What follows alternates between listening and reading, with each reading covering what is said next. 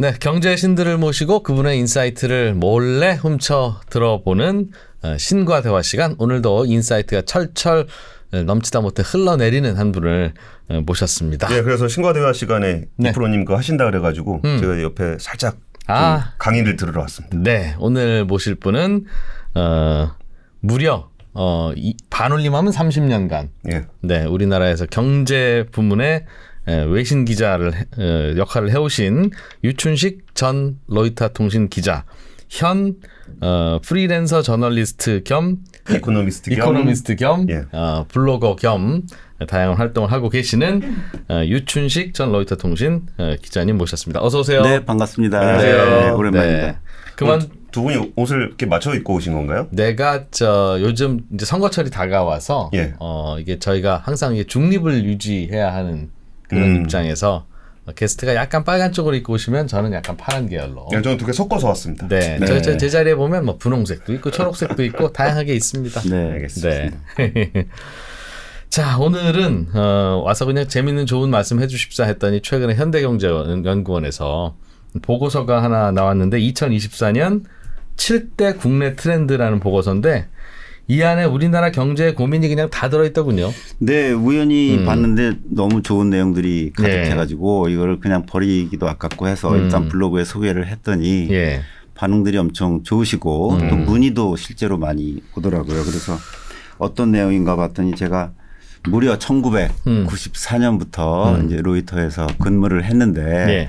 그때부터 제가 봤던 것, 그다음에 제가 고민했던 거, 불편했던 거 이런 게 다 정리되어 있는 것 같아요. 그래서 마침 이야기를 꺼냈다가 네. 이렇게 좋은 기회를 주셔서 말씀드릴 수 있게 됐습니다. 근데 오늘 본격적인 얘기를 나서기 앞서서 이렇게 한 30년 동안 언론인으로 생활을 하셨잖아요. 그것도 외신에서. 그러면은 그 한국 경제 언론하고 그 외국의 그러니까 외신의 시각에서 보셨을 때는 좀 어떤 느낌이 좀 드세요? 이제 외신의 시각, 그다음에 외신이 한국 언론하고 뭐가 다르냐 이런 얘기를 20년간 들었는데 제 답은 그렇습니다. 저희는 한국에 대해서 좋아하는 사람, 응원하는 사람, 아는 사람, 모르는 사람, 갑자기 읽게 된 사람 누가 들어도 앞뒤가 맞게 한 편의 기사가 나가야 한다는 게 원칙입니다. 그러니까 이게 10줄짜리 기사가 됐든 뭐 3줄짜리가 됐든 딱 봐도 알아야 되는 거죠. 그래서 90년대에 그러면 무슨 사례가 있느냐. 90년대 한국에서 가장 많은 표현이 삼김, 뭐 삼김 시대 청산 가능할까, 뭐 머지 않았다, 막 그런 기사가 쏟아지거든요. 외신에서 그거 한 10줄로 어떻게 쓰겠습니까? 10줄은 힘들어도 짧게나마 쓸 수 있으면 정말 외신 기자로서 이건 자질이 있다 이렇게 봐도 될 정도로 삼김을 설명해 줘야 되니까. 삼김 시대 청산이 한국 사람들한테 왜 중요한지. 그걸 한두 줄로 설명해 그렇죠. 주면서. 네. 뭐 예를 들면 요즘에 뭐 명품 얘기 나오면 한국에서 명품 스캔들이 무슨 의미인지 이걸 빨리 알고 있어야 모르는 사람이나 한국에 대해서 가뜩이 싫어하는 사람이 봐도 말은 돼야 되거든요. 그런 게 내신하고는 많이 차이가 있다 이렇게 생각을 합니다. 내신은 자기가 생각하는 독자들의 이해, 그다음에 독자들의 성향 이런 걸 암암리에 머릿속에 가지고 있는데 쓰게 되거든요. 그다음에 우리 회사의 라인이 어딘가 이런 것까지 생각하게 되는데 외신은 그렇게 썼다가는 편집 단계가 서너 단계를 거치거든요. 어느 단계에서 분명히 커트가 됩니다. 그렇기 때문에 그런 매우 것이 많이. 객관적으로 드라이하게 뉴트럴하게 그러나 친절하게 설명해 줘야 된다. 그렇죠. 잘 그런 면이 모르니까. 가장 큰 차이가 있는 것 같아요. 권 기자 질문은 아마 그런 의미와 함께 외신의 시각에서 뭐 로이터나 뭐 블룸버그나 뭐 다양한 외신들이 한국 경제를 바라볼 때 그 어떤 느낌과 어떤 관점으로 보냐. 뭐 예를 들면 우리가 미국을 바라보면 어우 슈퍼파워. 아이 자식들. 뭐 그런 느낌이 있잖아요. 영국 그러면 아이 참 옛날에는 잘 나갔는데 요즘 참 고민이지. 뭐 홍콩 그러면 저 골치 아픈 일 많은데 불쌍하기도 하고 뭐 이런 느낌처럼 한국 그러면 우와 경제 기저 이건지 저 북한이랑 저 대립하고 있어서 뭐 항상 좀 문제야 이건지 아니면 계속 뭐 어떤 느낌인가요? 계속 바뀌는 것 같아요. 90년대나 2000년 그 닷컴 버블 직후까지는 한국 사람들 진짜 손 빨라. 뭐 시키면 잘 만들어. 손 빨라. 잘 만들어. 확실히 만들어.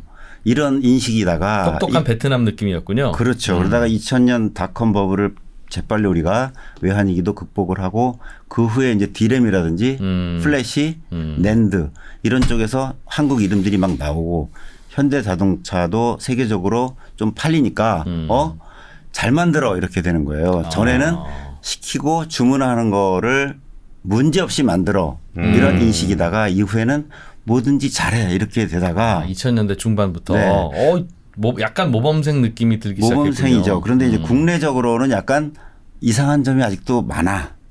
이해 못하는 게 많아.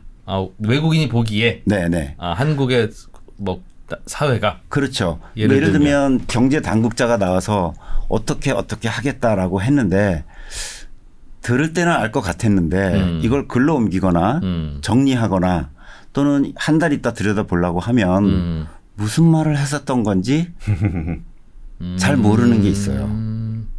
그게 우리는 한글의 문법의 문제라고 생각할 수도 있습니다. 우리 말은 네. 어떤 거는 주어가 필요 없고 어떤 거는 주어가 없어야 하는 경우도 있어요. 주어를 쓰면 아마 한국 언론사 데스크에서 이거 이렇게 쓰면 안 돼라고 하실 거예요. 네. 빼야 맞아라고 하거든요.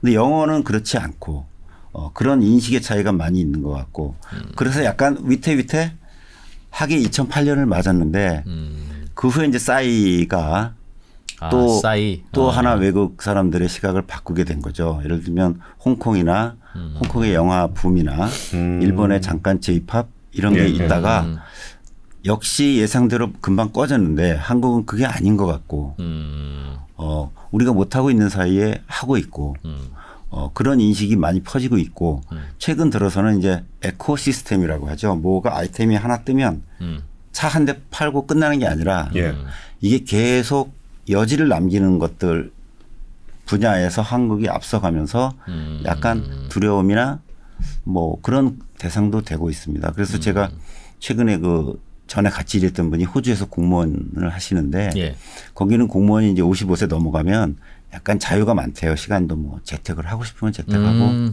공무원이 정년되기 전에. 공무원이 야, 우리나라 공무원은 55세부터 진짜 바쁜데. 네, 그런데 튀어와 그럼 튀어가야 되는 거. 그렇게 생각하면 뭐 이제 생산성 얘기인다. 그렇게 생각하면 생산성 떨어지는 거 아니야라고 하죠. 네. 자기가 선택한 근무 형태에 따라서 급여가 바뀌는 거예요.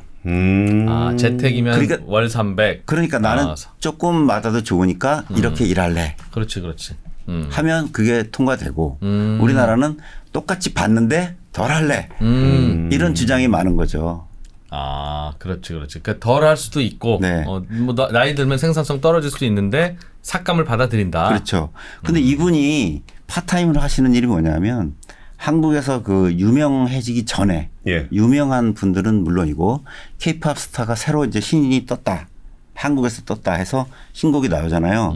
그러면은 이분들 노래 가사를 완전히 강의하는 뜻을 설명하고 한글을 팬들이 익힐 수 있게 해주는 온라인 강의가 굉장히 성행하고 있대요. 공무원이라고 그러지 않으셨어요? 공무원인데 그 파타임을 하고 부인이 그 사업자고 투잡을 하시는구나. 찬조 강연 뭐 이렇게 비슷하게. 그러면서 한국에 대해서 설명 좀 해주고. 그렇죠. 그래서 55세인데 K-팝이 여기서 신곡 나오는 거 바로 알아야 되고 그래야 장사를 하니까. 그래서 우리가 뉴스 같은 데 보면 K-팝 공연장에 와서 왜 떼창을 하는데 전 좋아하는 수준이 넘는 것 같다 싶은 밴들이 가끔 있잖아요.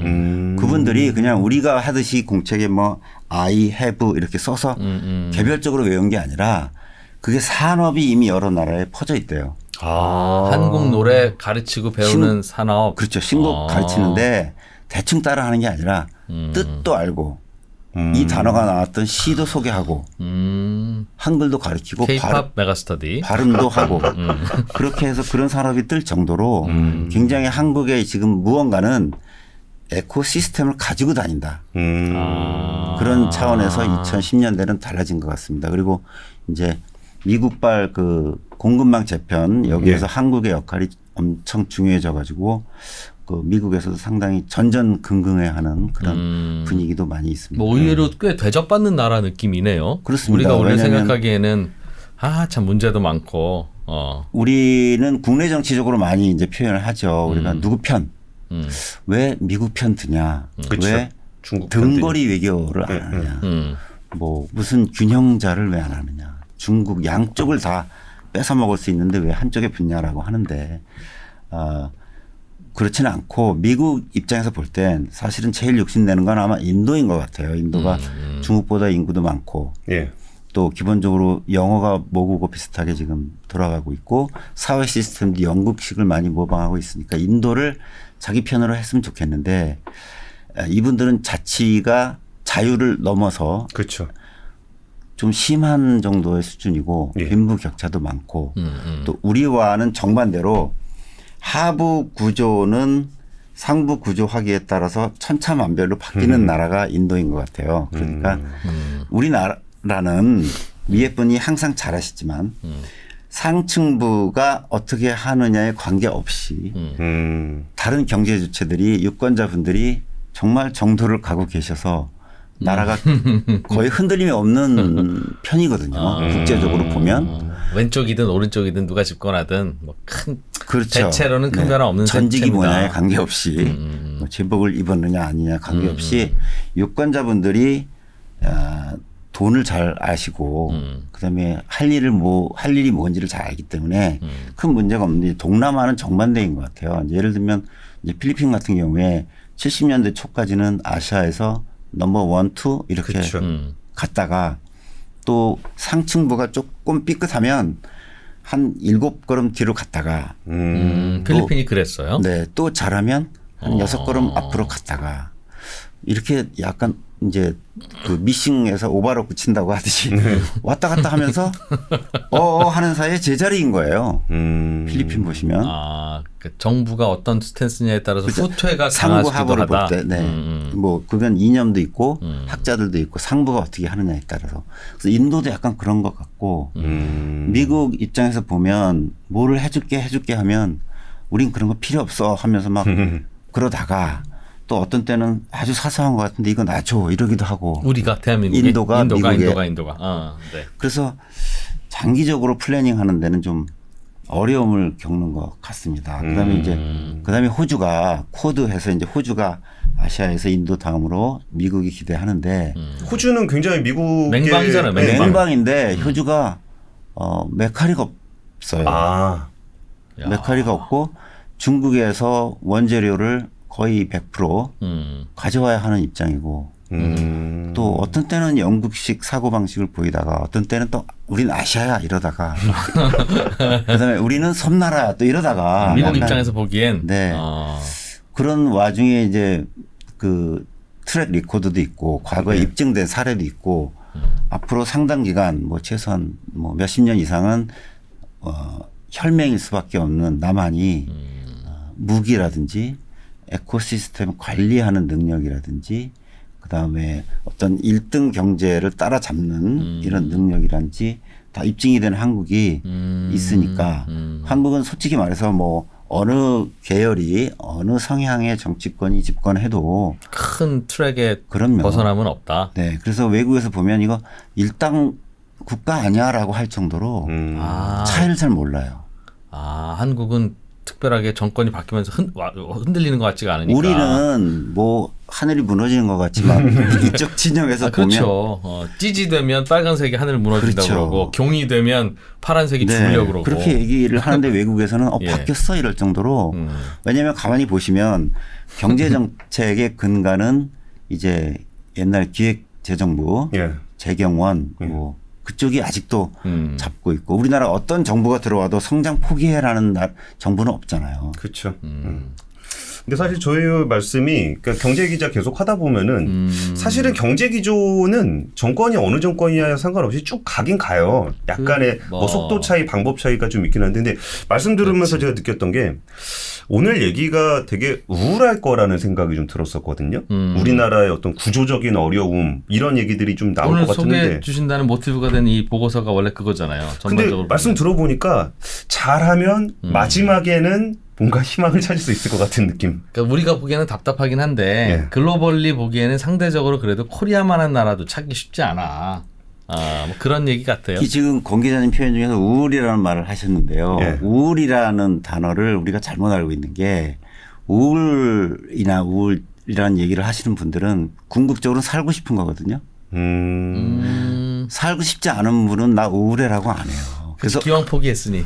그래서 우울하다는 얘기를 하려면 결론은 살 수 있다는 쪽으로 날 수밖에 없고 살아야 한다는 쪽으로 나는 거예요. 좋습니다. 그럼 네. 본격적으로 얘기를 한번 시작해보죠. 그래. 7가지 트렌드가 있는데 그중에 제일 걱정되는 거는 성장.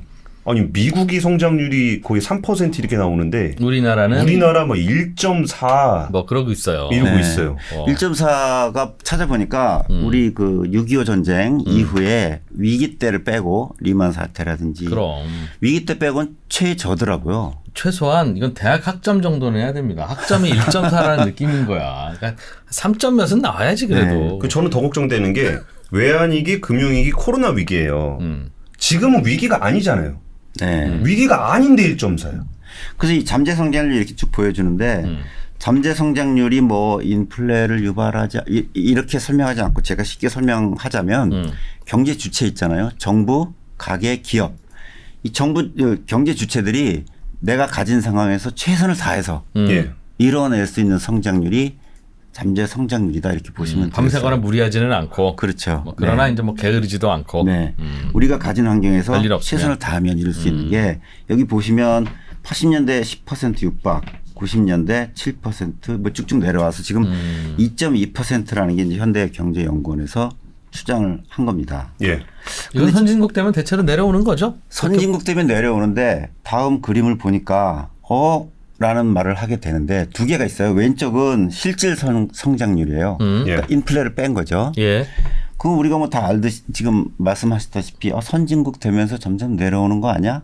라고 했는데 미국은 선진국 아닌가 이런 생각을 갖게 할 정도로 지금 딱 달라붙었어요. 추세선이. 그럼 미국은 뭐 잘하는 거 많고 윽박질러서 투자를 받고 하니까 그럴 수도 있겠다 싶어요. 미국의 실질 경쟁률이 왼쪽에 빨간 거. 왼쪽에 빨간색 직선이 네. 미국의 실질 경제 성장률. 네.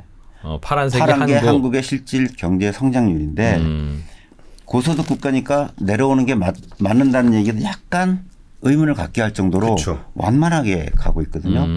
뭐 이민도 자유롭고 하니까 그럴 수 있다 싶은데 오른쪽을 한번 보시겠습니다. 이거는 예. 인플레를 안 빼고 명목 성장률이에요. 그러니까 인플레가 높으면 성장을 막 때려잡아서 성장을 낮추는 거예요. 예. 그럼 인플레 플러스 실질 성장이니까 예. 여기까지 문제가 없는데 그럼 인플레가 낮으면 인플레를 포기하더라도 성장을 과감하게 올려야 되는 거예요. 그게 미국식 정책이거든요. 미국 그 버냉키 책 계속 보시면 하는 얘기가 너무 낮은 인플레에 대한 걱정을 많이 해요. 너무 낮으면 정책이 안 먹힌다는 거예요. 명목 성장률이 낮으면 뭐가 문제겠습니까? 물가 생각하면 늘어난 게 하나도 없어. 네. 그게 명목 성장률이 제로인. 그렇죠. 소득이 안 늘고 일자리가 안 늘고 세금이 안 늡니다. 그렇죠. 세금이 안 늘면 복지도 못 늘리는 거예요. 그래서 오른쪽 그림 보면 놀랍게도 미국이 5%에 딱 달라붙어서 거의 일정합니다. 명목 성장률이 명목으로 보면 5%. 반면에 한국은 아주 빠르게 내려와 가지고 2015년에 크로스를 이룬 추세선이 보이는데요. 2015년을 제가 콕 집은 얘기는 그때 갑자기 한국도 디플레 온다는 얘기가 1년 내내 나왔어요. 그렇죠.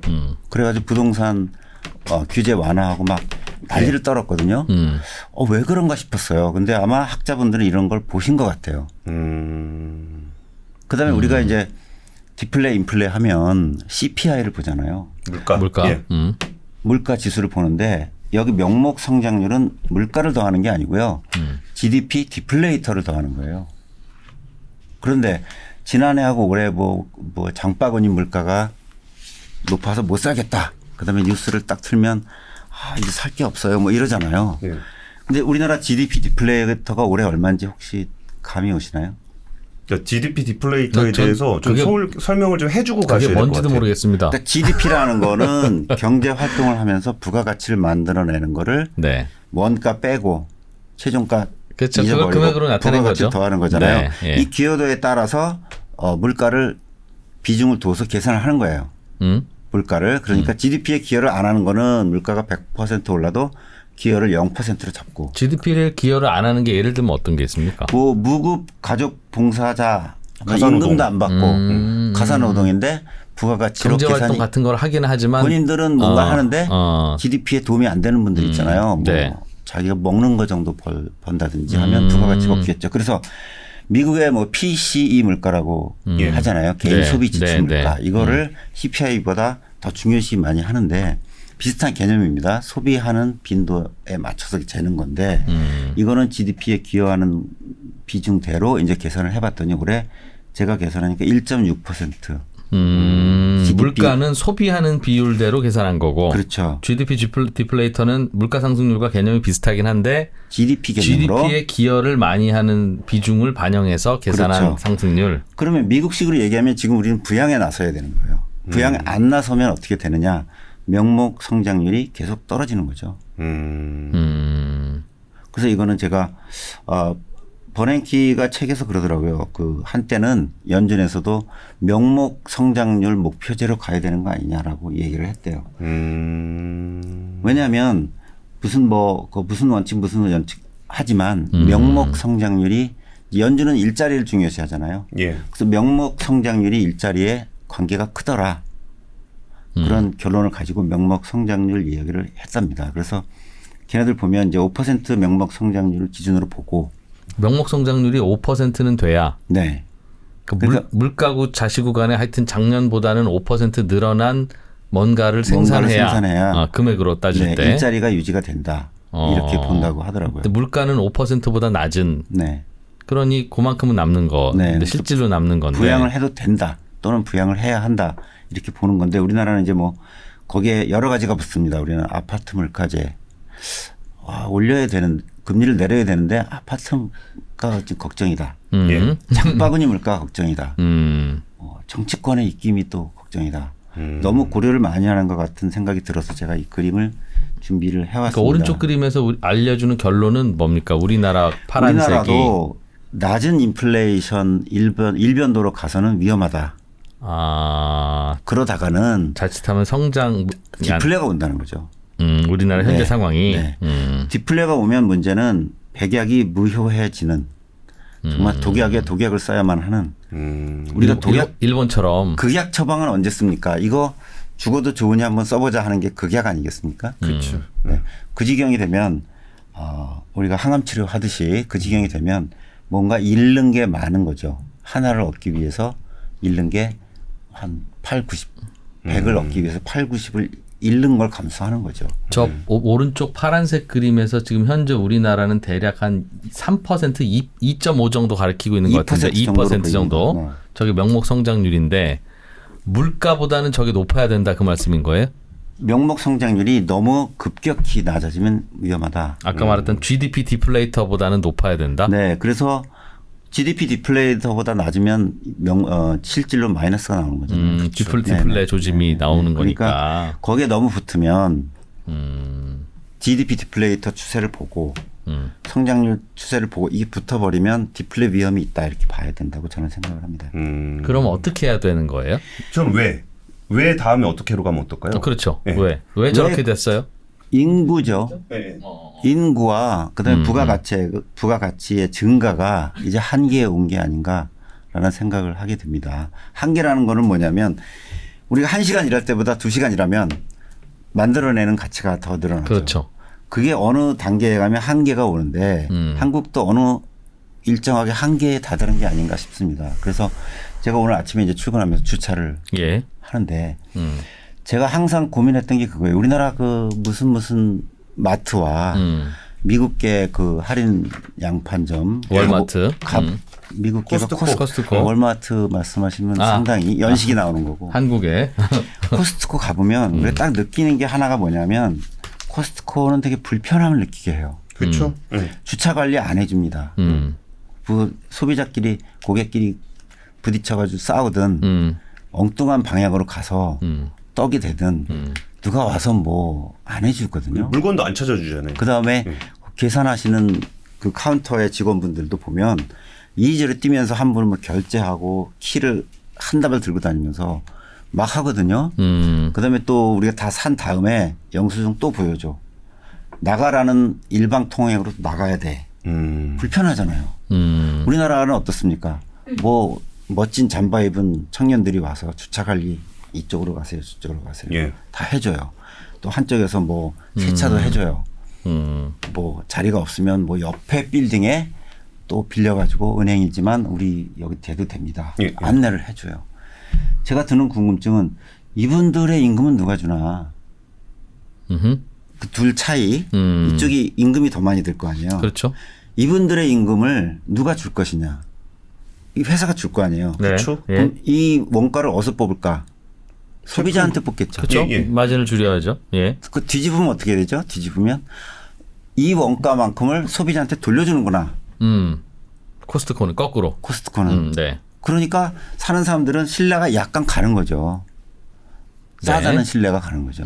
싸겠다. 예. 이렇게 얘네들이 영업 관리에 낭비를 안 하니 오히려 불편함이 신뢰감이다. 그러면서 5주가 안 남았으면 주차 관리도 안 해주겠냐? 아니죠. 여기서 아껴서 우리한테 돌려주는구나. 아껴서 돌려주는구나. 이런 네. 생각을 많이 하게 되죠. 그러니까 코스트코 광고 안 하는 것도 뭐 저 그래. 광고비 안 쓰는 것만큼 싸게 해줄 것 그렇죠. 같아라는 느낌. 물론 예. 그러면서 이제 몇 번 뒤통수 맞으면 안 믿는데 긍정적으로 안 믿는데 보자면. 네. 가면서 점점 느끼는 거죠. 진짜 싸다. 뭐 그런 게 어우러지면서 예. 비결이 여기 있구나. 그런 생각을 하게 되는 거죠. 음. 그런데 이제 한국은 그러면서도 원가를 어디서 줄이느냐. 이제 뭐 아름으로 공급체에게 팔을 비튼다든지 뭐 그렇다든지. 뭐. 그런 쪽에서 하는데 한계에 부딪히면 결국은 이제 마진이 까먹게 되는 거고 고객들한테 1,000원짜리 10원 팔게 싸게 팔고 10,000원짜리 제값받고 이렇게 해서 이제 메꾸는 게 아닌가 하는 생각이 들 정도로 약간 그 사업 목적에 부합하지 않는 그런 활동이 많이 눈에 띄는 것이 부가가치 그다음에 생산성 얘기와 직결이 되는 얘기라고 생각을 합니다. 그 어떻게 연결되는지 잘 모르겠어요. 지금 마트의 비유와 그렇지. 한국 경제를 통으로 봤을 때 부가가치 창출을 어떻게 연결시키는지 모르겠어요. 한국 마트의 경우에 이 주차 관련을 그러면 여기서 더 쓰면 부가가치가 늘어나느냐? 그거는 이미 아닐 것 같거든요. 아니죠. 그렇죠. 그럼 코스트코에 저렇게 막 엉망인 고객 관리를 조금 잘하면 더 늘어날까? 더 늘어날 것 같아요. 제 생각에 일시적으로. 이쪽에 부가가치 여력이 있는 거죠. 주차 관리를 잘하면 고객이 더 많이 와서 즐겁게 살 것이다. 그럴 것 같거든요. 근데 이쪽은 마트는 이미 한계가 온 것 같다는 생각이 드는 거죠. 여기서 무슨 부대 서비스를 더 한들 더 오겠느냐 싶은 거예요. 그러면 그것을 한계라고 얘기하는 거죠. 여지가 잘 안 보인다. 네. 뭘 더 잘할 여지가. 왜? 네. 근데 글쎄요. 요 비유를 굳이 들어주셨으니 우리도 주차 요원 없애고 네. 원가 관리해서 좀 더 부가가치를 늘릴 수 있을 것 같은데 네. 코스트코처럼. 거기에는 우리나라의 잘못된 인식이 또 하나 있는데 소비자는 왕이다 라고 얘기할 때 두 가지 착각들을 해요. 소비자가 누구냐? 왕이 뭐냐? 왕의 스테이터스가 뭐냐라는 거에 대해서 원래 그 뜻은 내 물건을 사거나 살 수도 있는 분들의 의견이 제일 중요하다는 뜻이거든요. 킹 왕짱 중요하다. 그럴 때 킹 왕짱인데 우리는 왕 그러면 고종, 세종, 존귀하신 분, 방구도 안 끼시는 분 이런 걸 잘못된 인식을 떠올리는 그냥 중요하다고 왕이라고 한 건데 왕처럼 떠받들어야 되는 건가? 라고 하는 거죠. 그래서 제가 볼 때는 부가가치를 포기하고 과잉 소비자 대응을 하는 게 아닌가 싶은 거죠. 그래서 부가가치에 집중을 해야 되는데 그게 한계에 다다른 부분이 또 있는데 우리나라의 경우에 저는 그렇게 생각해요. 무슨 제품을 만들든 서비스를 하든 가장 최우선시 해야 되는 것은 그 서비스의 투자자와 최종 소비자와 이 두 세력이 우선시 돼야 된다고 봐요. 그 밖의 것은 부수적으로는 따라붙을 수 있는데 또 어렵다고 하실까 봐. 그 드라마를 보면 몇몇 종편이 몇몇 지상파보다 월등하게 상식적으로 봐도 캐스팅도 납득이 가고 흥행하는 이유도 납득이 가는데 그게 어디 있나 생각을 해봤더니 종편이나 이런 데는 이제 외주를 주시면 그 외주 업체에서는 많이 남기고 많이 소비되고 그다음에 우리가 투자한 것을 뽑아야 되거든요. 예. 이 세 개밖에 생각이 없어요. 그 밖에 우리가 정치적으로 내가 뭐 이게 핫하니까 뭐 한번 띄워볼까? 또는 이 배우가 누구누구 따님인데 그 아버님이 뭐 막강한 영향력이 있고 내가 그 회사 가고 싶은데 어떻게 좀 이번에 써줄까? 그런 고려들이 많이 작용을 한다는 거죠. 잘 안 되는 드라마에는 그러니까 네. 오케이. 그런 게 저는 그런 의혹이 느껴져요. 지상파 같은 경우에 보면 저분이 또 왜 왕을 하지? 저분이 또 왜 주인공을 하지? 그러니까 일종의 거버넌스 문제죠. 그러니까 뭔가 부가가치를 창출하는 데 집중해서 기업 사이즈를 키우는 게 아니라 뭔가 구조적이고 뭔가 비경제적인 영역으로 딱 틀이 막혀 있어서 추가적인 가치 창출이 좀 어렵다. 누가 결정권을 갖느냐는 거죠. 저희가 그 B사와 이제 로이터가 굉장히 첨예한 경쟁을 2000년 B사가 2000년 이후 이제 로이터하고 첨예하게 경쟁을 했어요. 그때 우리 편집부에서 등장했던 모토 그 가이드라인이 뭐였냐면 누가 기사인지 아닌지를 결정하는가. B사가 결정해서는 안 된다는 구호가 나왔어요. 굉장히 중요한 의미가 있는 게 비서가 결정해서는 B사가 블룸버그가 뉴스를 결정해서는 안 된다. 속보 매치잖아요. 그러면 기자가 딱 봤는데 이건 내가 20년간 다뤄봤는데 기사 가치가 없어. 속보 가치가 없어. 그러니까 나중에 쓰든가 해야지 하고 밀어놨는데 데스크가 이제 B사가 그걸 대대적으로 보도한다는 걸 본 거예요. 그리고 나서 나한테 연락을 해요. 야, 쟤네 저 친구들은 이렇게 쓰고 있고 난리 났는데 우리 왜 기사가 없어? 네, 저희도 많이 당해봤죠. 딴 데 나온 거 보고서 이거 왜 안 썼어? 우리 답은 뭐냐면 내가 아는데 이거 기사 아니야. 이럴 수 있는 제가 그랬는지 모르겠는데 이럴 수 있는 게 정답이다라는 거예요. 그러면 우리나라에서 모든 언론 기자분들이 필드에서 있는 기자분들이 양심에 따라서 자기가 판단을 하나요? 이게 기사인지 속보인지? 남들이 쓰면 같이 쓰죠. 일단 쓰고 나서 생각하죠. 그러면 뒤집어서 얘기하면 그 기사 가치는 누가 결정하는 거죠? 남이 결정하는 거잖아요. 그렇죠. 분위기가 결정하는 거죠. 그래서 모든 제품과 서비스는 소비자가 결정권을 상당히 가지고 있어야 되는데 그렇지 못한 부분들이 우리가 보통 얘기할 때 개선의 여지가 큰 부분입니다. 언론. 하지만 이제 어떤 얘기 하려는지 대충 감이 왔어요. 정치, 행정 그런 부분들이 아닌가 싶습니다. 그러니까 저도 사례를 하나 들어서 말씀드리면은 예전에 은행 출입할 때 가끔 노동부에서 부른다는 거예요. 은행장을? 부행장. 인사 담당 부행장 불러가지고 몇 명 채용할 건지 써오세요. 우리가 써서 가면은 다시 써오세요. 그런다는 거예요. 그러면 은행은 은행 경영을 가장 잘하는 게 부가가치 창출을 제일 많이 하는 건데 자기네들한테 필요한 만큼 고용을 하는 게 아니라 정부가 원하는 정부에서 만큼 써내라는 것만큼 해야 되다 보니까 오히려 부가가치 창출을 가로막는 게 있다. 그러니까 그런 부분들이 우리나라 사회 곳곳에 자리 잡고 있다는 것이 우리나라 부가가치 창출이 좀 더 덜 나게 되고 있는 요인 중에 하나다라고 지금 말씀하시는 거죠. 그리고 우리나라에 또 약간 특수한 부분이 뭐냐면 재밌네. 그동안 저는 저성장이라고 하면 성장이 낮은 건데 왜 성장이 낮아? 그러면 글쎄다. 근데 뭐 하여튼 뭐 그럴 때가 됐나 보지? 뭐 고민인데 이 정도 막연했는데 저는 중국이 안 사서 뭐 그렇기도 하고 근데 그 저성장의 원인이 사람들의 사고방식, 우리의 일하는 문화, 사회의 관행 이런 거에서 작동하고 있다. 더 성장할 수 있어야 되고 사실 5만 불, 6만 불, 7만 불 갈 수 있는 건데 일 맡고 있는 이게 뭔가 그 사회의 인식, 질서, 관행, 소프트웨어 이런 것이다라는 말씀을 하시니까 새롭다 싶은데요? 그 부가가치 얘기를 하면 부가가치가 줄어들더라도 나긴 나겠지라고 하는 분들이 이제 가족을 동원해서 하시는 자영업 경우인데요. 경제적으로 얘기하면 부가가치 마이너스도 날 수 있는 거예요. 그러네요. 왜냐하면 우리 저 딸이 공무원 시험 준비를 7년째 하는데 안 되고 있어요. 아버지가 최근에 이제 알바를 해고하고 혼자 어렵게 식당을 하는데 혼자 하는 노동력에 비해서도 부가가치가 별로 안 나고 있는데 딸이 놀고 있고 한숨을 푹푹 쉬고 있으니 나와서 그럼 설거지라도 해. 자, 한 사람이 하다 두 사람이 하는 거예요. 한 사람이 부가가치 거의 제로였어요. 부가가치가 더 작아졌을까요? 마이너스가 됐을까요? 마이너스가 됐다고 하는 인식이 늘어야 되는 거예요. 왜냐하면 이 따님은 다른 데 가서 그러니까. 일을 해서 조금이나마 벌 수도 있고 또는 뭐 좀 치욕스럽더라도 복지 혜택에 기대서 다른 준비를 할 수도 있는데 아버지 저렇게 잠도 못 자고 한 그릇 더 팔라고. 그런데 알면 내가 나가서 100그릇을 더 팔지 않는 한 나는 부가가치에 마이너스를 주는 거거든요.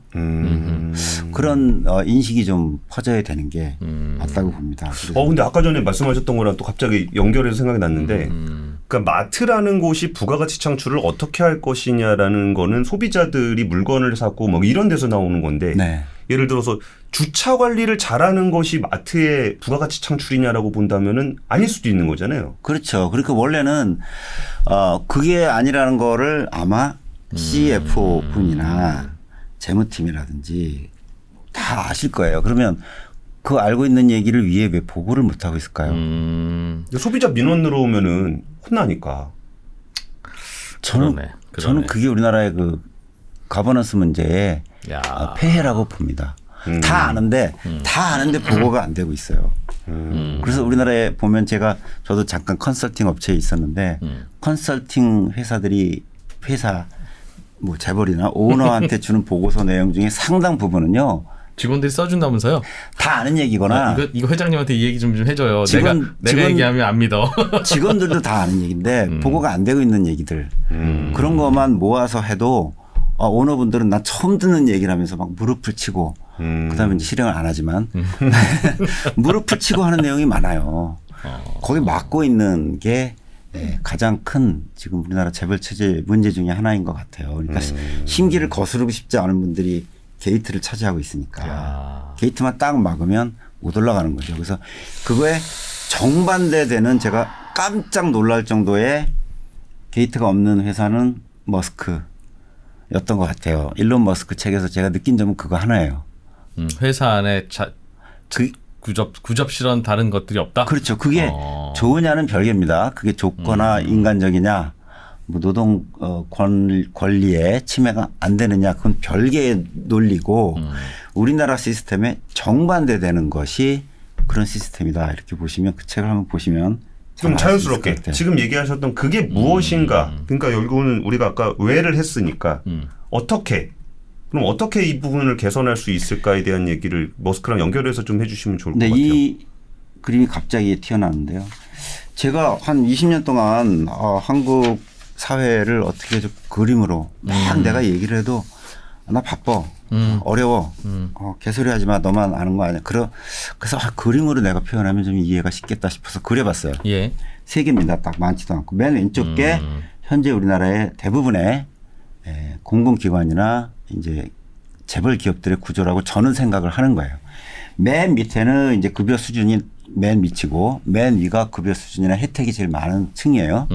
그리고 검은 이제 마른 모가 부가가치의 총계입니다. 그래서 맨 밑에 보면 일 안 하시는 분도 있고 또는 일하지만 부가가치를 거의 안 만드는 알바들이 있고 분들이 있어요. 그래서 이 맨 밑에 보면 빨간 선이 까만 선보다 깁니다. 나머지 빨간 부분은 이제 복지제도 이런 것들이 주거나 십시일반으로 이제 보태주는 부분입니다. 이해할 수 있습니다. 예. 이게 올라가면서 이제 신입사원이 되면 이제 크로스가 되겠죠. 신입사원들부터 저 마름모의 꺾인 부분까지가 제가 생각할 때는 대리, 과장, 차장, 부장. 부가가치 창출을 많이 하는. 요분들이 자기가 받는 혜택에 비해서 부가가치를 엄청 많이 만들어내는 분들이라고 저는 본 거예요. 그 올라가면서 급격히 부가가치가 줄어듭니다. 총계가. 그런데 그 선을 넘어가면 다시 빨간 부분이 나오죠. 예. 받아가거나 혜택을 누리는 부분은 자기가 만들어낸 부가가치 총계보다 많은데 이 숫자가 엄청 많은 거예요. 제가 볼 때는. 그게 이제 뭐 임원분들인데 제가 깜짝 놀랐던 부분이 어디 기관에 11시쯤 전화를 이제 취재 때문에 하면 결제 받고 계신데요. 이래요. 결제 받고 계신데요. 알고 보면 그분은 결제를 오전 내내 해요. 심지어 비서가 있고 비서 방 옆에 결제 대기실이 있어요. 그렇죠.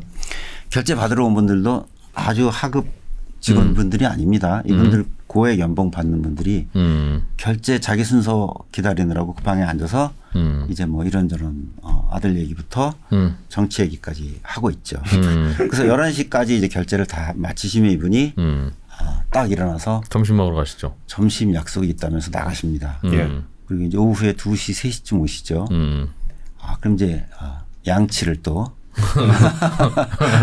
양치하시고 네, 춘식이 컵을 들고 가서 이제 양치를 막 하십니다. 5시쯤 되면 오늘 야근해야 되겠지? 이러고 이제 야근 모드를 준비 모드에 들어가십니다. 이런 게 이제 사이클이라고 보면 이분들이 아무것도 안 하는 건 아니죠. 결제도 중요하고 또 전략적 결정도 하시고 고민을 하시겠지만 가져가시는 거에 비해서는 내 생각에는 너무 많다고 보는데 이런 분들이 너무 많다는 겁니다. 그래서 두 번째 그림 보면 이 정도 되면 나는 불만이 없겠다 싶은 거예요. 밑에 하부층은 좀 많아도 좋다. 복지가 막아줄 수 있으니까. 자, 올라가면서 큰 일들을 하시죠. 맨 위에 보면 거의 기여는 안 해도 또 무임승차 하시는 분들이 많지 않은 무임승차 요즘에 또 너무 뜨거우니까. 자기가 하는 거에 비해서 많이 가져가시는 분들이 그렇게 많지도 않은 이런 구조가 좋지 않을까 싶었는데 맨 오른쪽이 가운데가 그러다가 딱 이제 현타가 온 게 맨 오른쪽 그림을 그려보니까 많이 아주 많이 우리가 욕할 정도로 많이 벌어도 좋으니 그 숫자는 극소수이면서 그분들이 만들어내는 부가가치 총계가 엄청나게 크면 이분들이 낸 부가가치로 밑에 더 많은 분들을 복지를 제공할 수 있지 않을까 해서 그려본 그림이 이런 백자 그림입니다. 백자 그림. 그러니까 더 많이 가져가도 좋으니까 부가가치 창출을 더 많이 할 수 있으면 그걸 인정을 해야 되는데 우리나라는 뭐 제일 왼쪽이니까 누가 많이 가져간다는 뜻입니까? 맨 오른쪽 백자 그림에서 맨 오른쪽 백자 그림에서 맨 위에 그 주둥아리 부분 빨간색 살짝 놓으시는 분. 그렇죠. 그 밑에까지 그 밑에까지도 엄청 많이 남들에 비해서는 가져가시는데 부가가치도 그만큼 많이 만들어내면 된다 하는 거죠. 그런 사회가 그러면 좋지 당연히 않을까. 빨간색이 아니겠죠. 네, 그렇다면. 네. 그렇죠. 네. 그분들은. 근데 가운데만 해도 꽤 숫자가 되니까 그것도 많다면 오른쪽처럼 더 줄여도 좋다라는 게 제 생각입니다. 어쨌든 맨 왼쪽이 조금 답답한 부분이 있습니다. 우리나라가 저성장 내지는 성장의 한계에 부딪히는 건 네. 누군가가 더 이상 부가가치 창출을 못하고 있기 때문인데 못하거나 까먹고 있는데 저게 저 위쪽 빨간색인 것 같다. 그렇죠. 네. 제가 느낀 그냥 경험상 느낌상 네. 다양하게. 아까 이제 결제 얘기를 드렸듯이 그런 오케이. 상황. 그러면 근데 여기서 저는 좀 반전이 아까 전에 이렇게 뭐 거기 그 뭐야 주차 관리해 주시는 분들 뭐 그런 얘기했을 때 사실 주차 관리가 잘 되면은 고객들이 더 많이 갈 수도 있으니까 그분들이 부가가치 창출을 안 한다고 보기도 어렵거든요. 그게 애매한 거예요. 애매한데 아니, 근데 부가가치 지금 얘기하면 그게 틀린 부분이 뭐냐면요. 그러면 그런 논리라면 주차 관리원 10,000명 하면 10,000배로 늘어납니까? 그러니까 지금 네. 제가 저 그러니까 표를 보고서 한 개- 느꼈던 거는 뭐냐면은 그분들이 문제가 아니었어.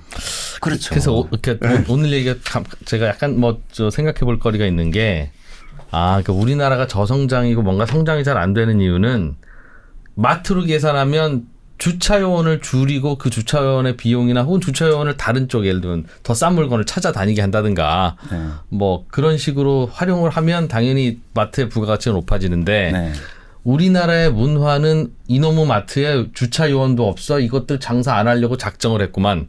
내지는 마트에 오면서도 어서 오십시오 하고 인사하지 않으면 뭔가 찝찝해하는 소비자들의 이 마음과 심리와 관행이 그걸 만들고 있다. 네. 이제 그 말씀을 하시면서 그거는 뭐 주차 요원이 더 열심히 일하고 혹은 물건 파는 사람이 더 열심히 팔아서 해결될 일이 아니라 그 주차 요원을 없애고 손님들이 좀 불편하더라도 더 나은 부가가치를 주면 오케이, 에브리띵 오케이가 되는 그 사회 문화를 만들어야 된다. 부가가치의 개념을 조금 더 널리 활용하자, 사용하자라는 게 요지고. 아까 보여주신 그 마른 목걸이에서 노는 임원들은 네. 놀지는 않으세요. 뭐, 네, 뭐 알겠습니다. 하셔요. 네. 근데 부가가치 창출이 안 된다는 건데 가져가는 건 엄청 많이 가져간다는 거잖아요. 제가 아는 부가가치 개념으로는 거의 없는데. 그래서 우리 여기서 해보자고요. 그러면 이제 마트의 생산성을 향상시키고 마트의 부가가치를 높이고 마트가 성장하도록 만들려면 우리 국민들이 소비자는 왕이건 소비자에게 친절해야 되건 그렇게 생각할 게 아니라 그냥 마트는 마트니까 여기는 싸고 좋은 물건 갖다 놓은 걸로 됐어. 내가 조금 불편해도 괜찮아. 왜 이렇게 주차위원들이 많아? 괜찮아라고 우리의 마음가짐이 좀 바뀌면 거기서는 약간 해결이 된다는 거잖아요. 바뀔 필요 없습니다. 이미 가보세요. 코스트코에. 사람 없나요?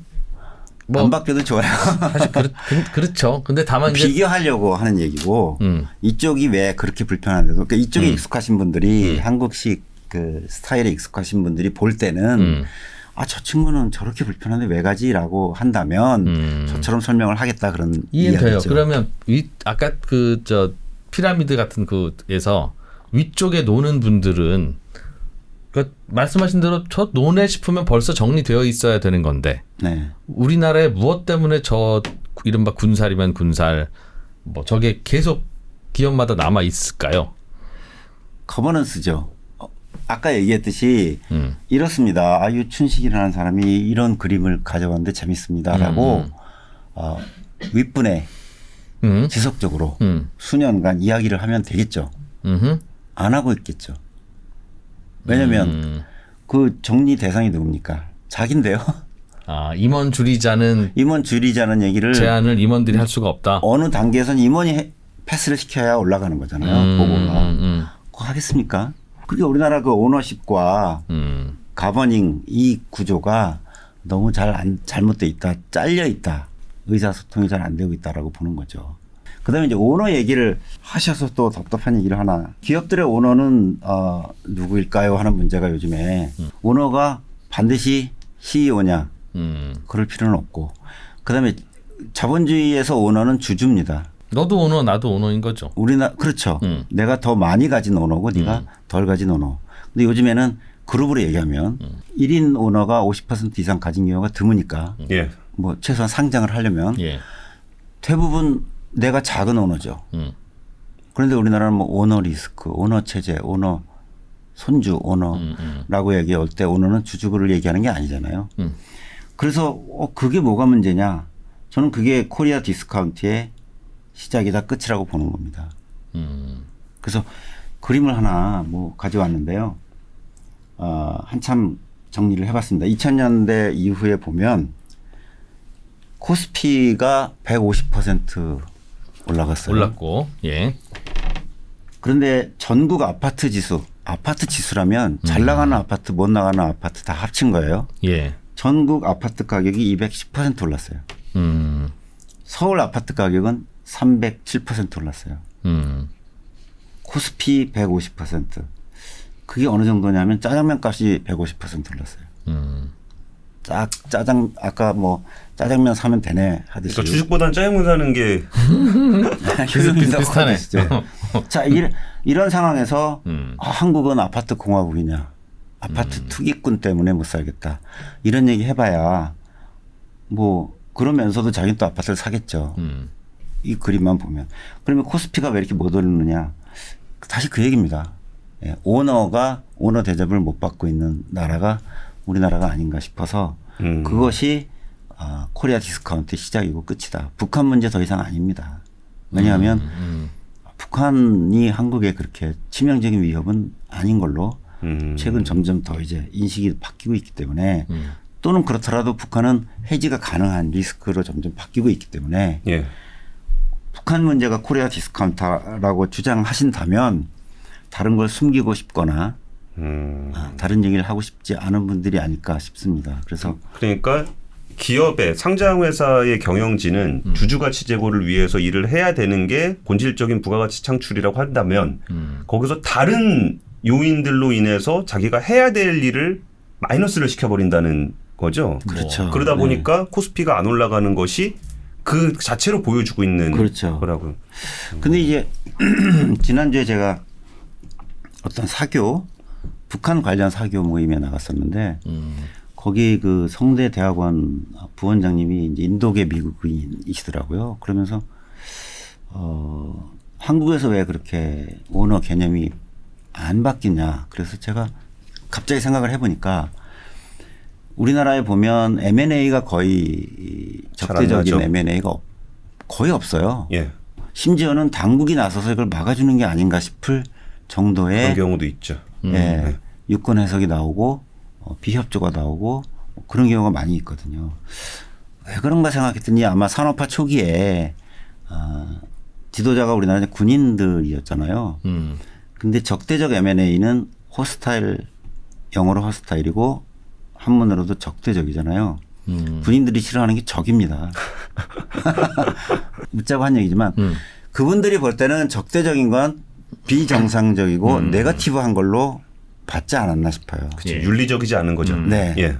비정상적이면서 부정적인 걸로 봤다는 생각이 들고 그다음에 안정을 좋아합니다. 안정. 그중에서도 주식시장에서 경영권 안정을 좋아합니다. 누가요? 그 당시의 지도자 분들이나 현재의 아마 정치를 좌우하시는 분들 사이에서는 안정을 되게 중요시합니다. 그래서 경영권 안정이 경제의 안정하고 뭐가 다른가 싶을 정도로 착각들을 하시는 것 같고 경영권 안정을 굉장히 높은 정책적 우선순위로 두시는 것 같아요.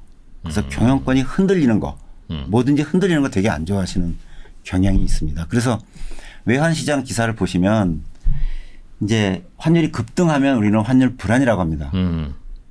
그렇죠. 그다음에 정부가 개입하기 직전에 뭐라고 얘기합니까? 환율 안정을 위해서 모든 수단을 강구하겠다. 원래 말은 해야 하는 말은 환율 하락을 위해서 그렇죠. 라고 그렇죠. 이야기를 해야 되는데 예. 안정이라고 이야기합니다. 집값도 항상 안정이라고 하죠. 네. 올리겠다는 말인지 내리겠다는 말인지 애매한데. 내리겠다는 말이죠. 그리고 또 자꾸 떨어질 때는 올리는 게 안정이라고 표현하기도 하죠. 그래서 자꾸 떨어질 땐 그런데 이제 환율 같은 경우에 자꾸 떨어지면 안정이라고 얘기 안 하죠. 뭐 둔화시키겠다 이렇게 얘기를 하죠. 그래서 그것과 맥락을 같이 해서 경영권 안정이 과연 대다수 주주들 지금 개인 투자자가 1,400만, 1,500만 이렇게 얘기하는데 성인이 우리가 유권자가 뭐 3천만, 4천만 정도 되면 반이 개인 투자자인데 예.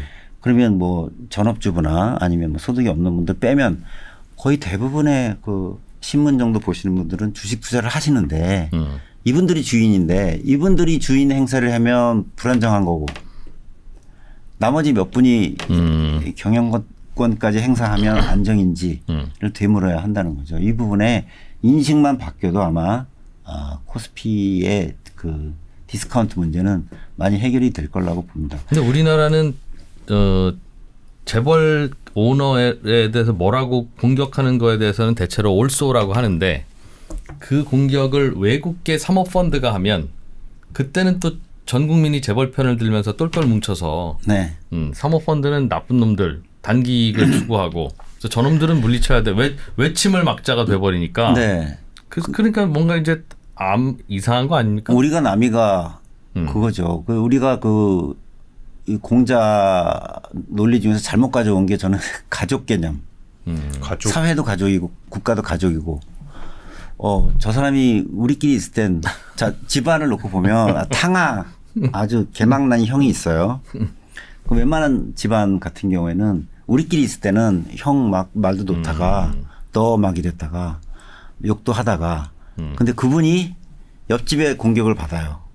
그럼 우리는 한 가족이니까 일단 뭉쳐서 이걸 물리치고 다시 얘기합시다 이렇게 되는 거잖아요. 그렇듯이 가족 개념을 잘못 들이대면 국가도 가족이고 한국 경제라는 것도 하나의 가족이면 뭐 재벌 총수도 우리 가족인데 이 가족 구성원이 저렇게 매를 맞으면 안 되겠다 싶은 생각이 드는 거죠. 그래서 가족 개념을 너무 확대한 거 아닌가 싶은 생각이 듭니다. 예, 우리가 좀 약간 좀 추상적인 얘기 쪽으로 많이 넘어갔는데 약간 다시 본질로 돌아와가지고 이제 우리가 결국은 경제가 성장한다라는 거는 뭐 이런 거 저런 거 되게 복잡한 얘기들이 있겠지만 결국은 생산성이잖아요. 그리고 그 생산성의 상당 부분이 사고방식의 변화에서 와야 된다는 이야기인데요. 오늘은 들어보니. 그렇죠. 인식을 잘못하고 있는 거죠. 예. 뭔가 방식이나 이런 게 차이가 있는 게 아니라. 네. 그래서 이 생산성 지표 숫자로 나온 거니까 뭐 이거는 좀 이해가 쉽습니다. 전체 우리나라 한국 경제 전체의 생산성은 선진국이나 OECD보다 약간 못 미쳐도 그래도 크게 불만스럽지는 않은 수준인데 서비스업만 떼어놓고 보면 형편없다는 거죠. 서비스업은 제조업의 절반 정도 수준에서 계속 악화되고 있는데 아까 얘기한 그 서비스업 부문에서 예. 무임금 근로자가 아직도 24% 이상이 되고 또 그중에는 전혀 돈을 못 남기는데도 계속 우리말에 그런 말까지 있잖아요. 먹는 장사하면 못 팔면 먹지. 그런 얘기도 옛날에 했거든요.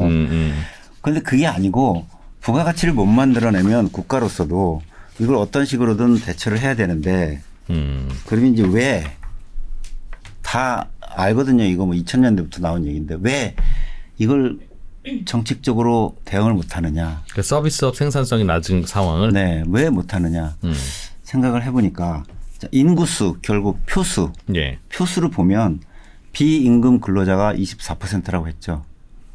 그분들의 표가 몇 표입니까? 24%죠. 예. 네. 그러면 이분들은 일단 겉으로 보면 불쌍하죠. 돈 못 벌고 하루 20시간 일하고. 예, 예.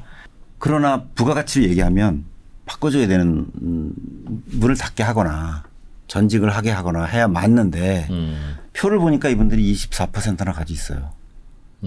우리가 보통 말하는 골목 상권 뭐 하는 거죠. 그다음에 이번에 철폐됐지만 뭐 대형마트 의무 휴일 전통시장. 일요일 날 하면 전통시장을 보호한다. 골목 상권을 보호한다.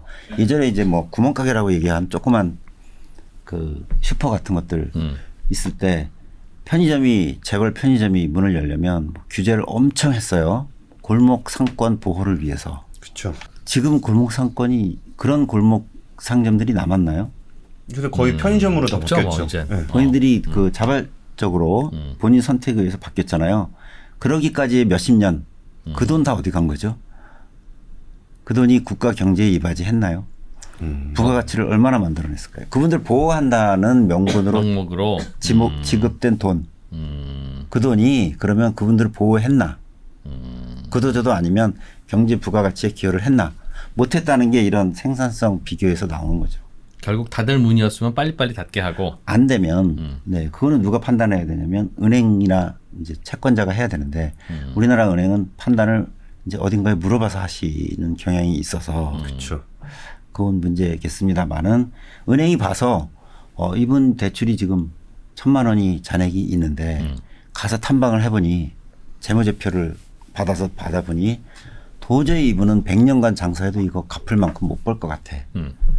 그러면 내가 손실 800만 원은 손실 처리하고 이분을 문을 닫게 하겠다라는 판단을 해야 경제적으로는 맞는 거죠. 근데 그러다 보니 시장 선거도 다가오고 또 우리 은행 지점장 교체 시기도 다가오고 내가 이거 부실 처리하면 다음 내가 이동하는데 불이익 받을 텐데 대환 대출 해줘 뭐 이렇게 되면서 또 넘어가는 와중에 무슨 당에서 또 이제 뭐 소상공인 보호 프로그램 해서 또 20조를 쏜다 뭐 해서 돈은 또 나와요.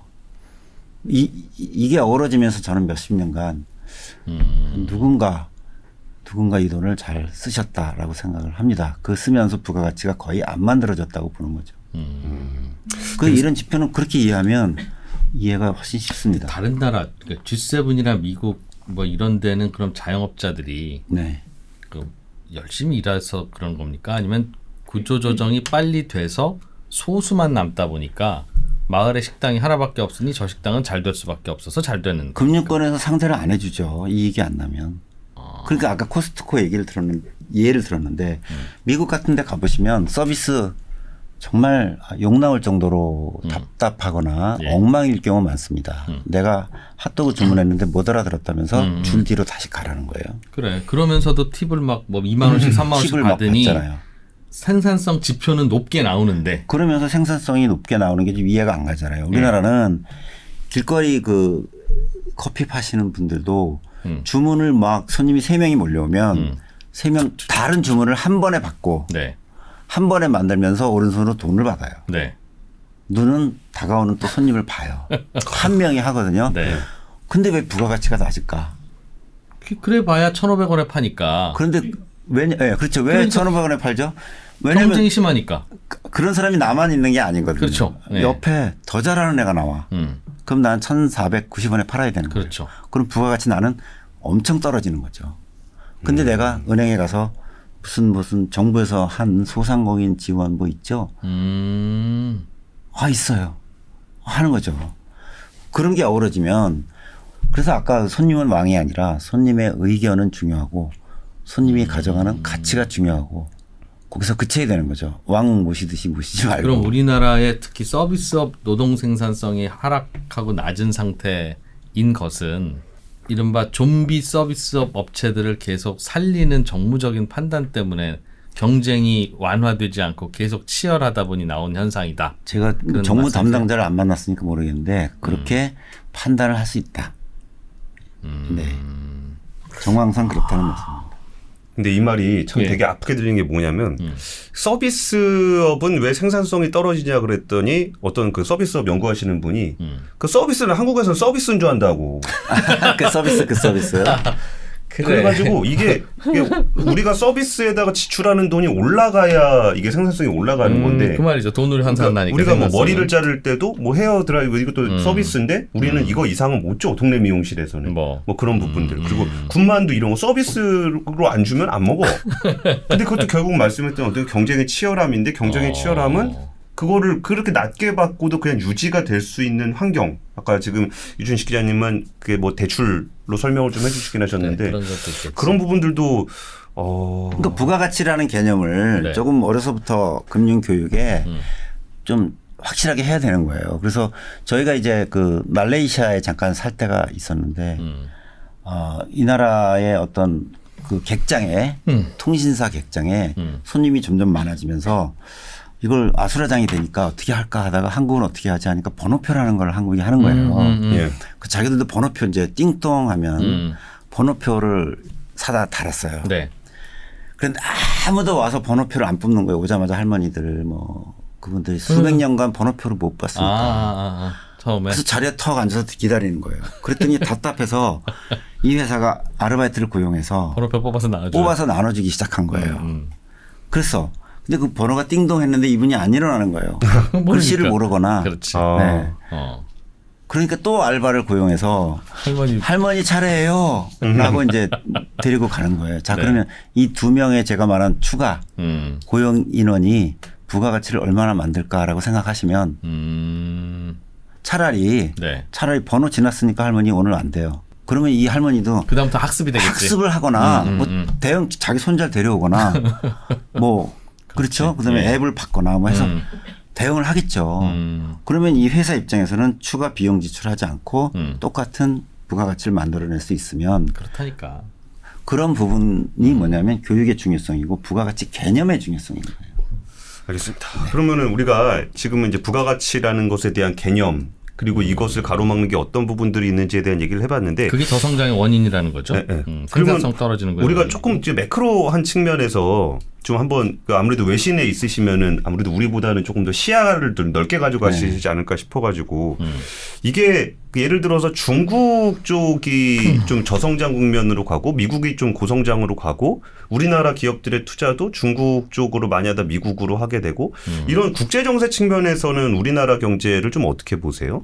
중국 거는 박근혜 전 대통령 때 사드 배치하면서 무슨 그 유통업체가 12조 원을 감가 손실 처리하고 처리하고 그다음에 일본계 또 한국 아니 이제 SSG 쪽이 그랬고 이마트 쪽이 그랬고 롯데도 상당히 손실을 보고 빠졌는데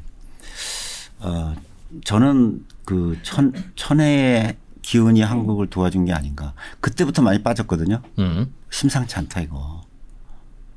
뭐가 빠졌어요? 성장이? 한국 기업들이 빠지기 시작한 거예요. 중국에서? 네. 이거는 트럼프 이전이고요. 네. 사드 때니까. 그렇죠. 그쵸. 트럼프 이전이고 뭐 미국에서 디리스킹이니 뭐 어쩌고 어려운 말 쓰기 훨씬 이전이에요. 그리고 이미 기업들이 거기 인건비라든지 규정의 불편함을 느끼기 시작한 시점이에요. 예. 그래서 이건 그런데 보세요. 누가 먼저 12조를 털고 나올 용기는 없어요. 예. 그런데 중국이 나가라고 했어요. 사드 때문에. 나가야 하는 상황에서 보니까 베트남도 보이고 나와야 하는 상황에서 보니까 어디도 보이고 하는 거예요. 미얀마도 보이고 뭐 캄보디아도 보이고.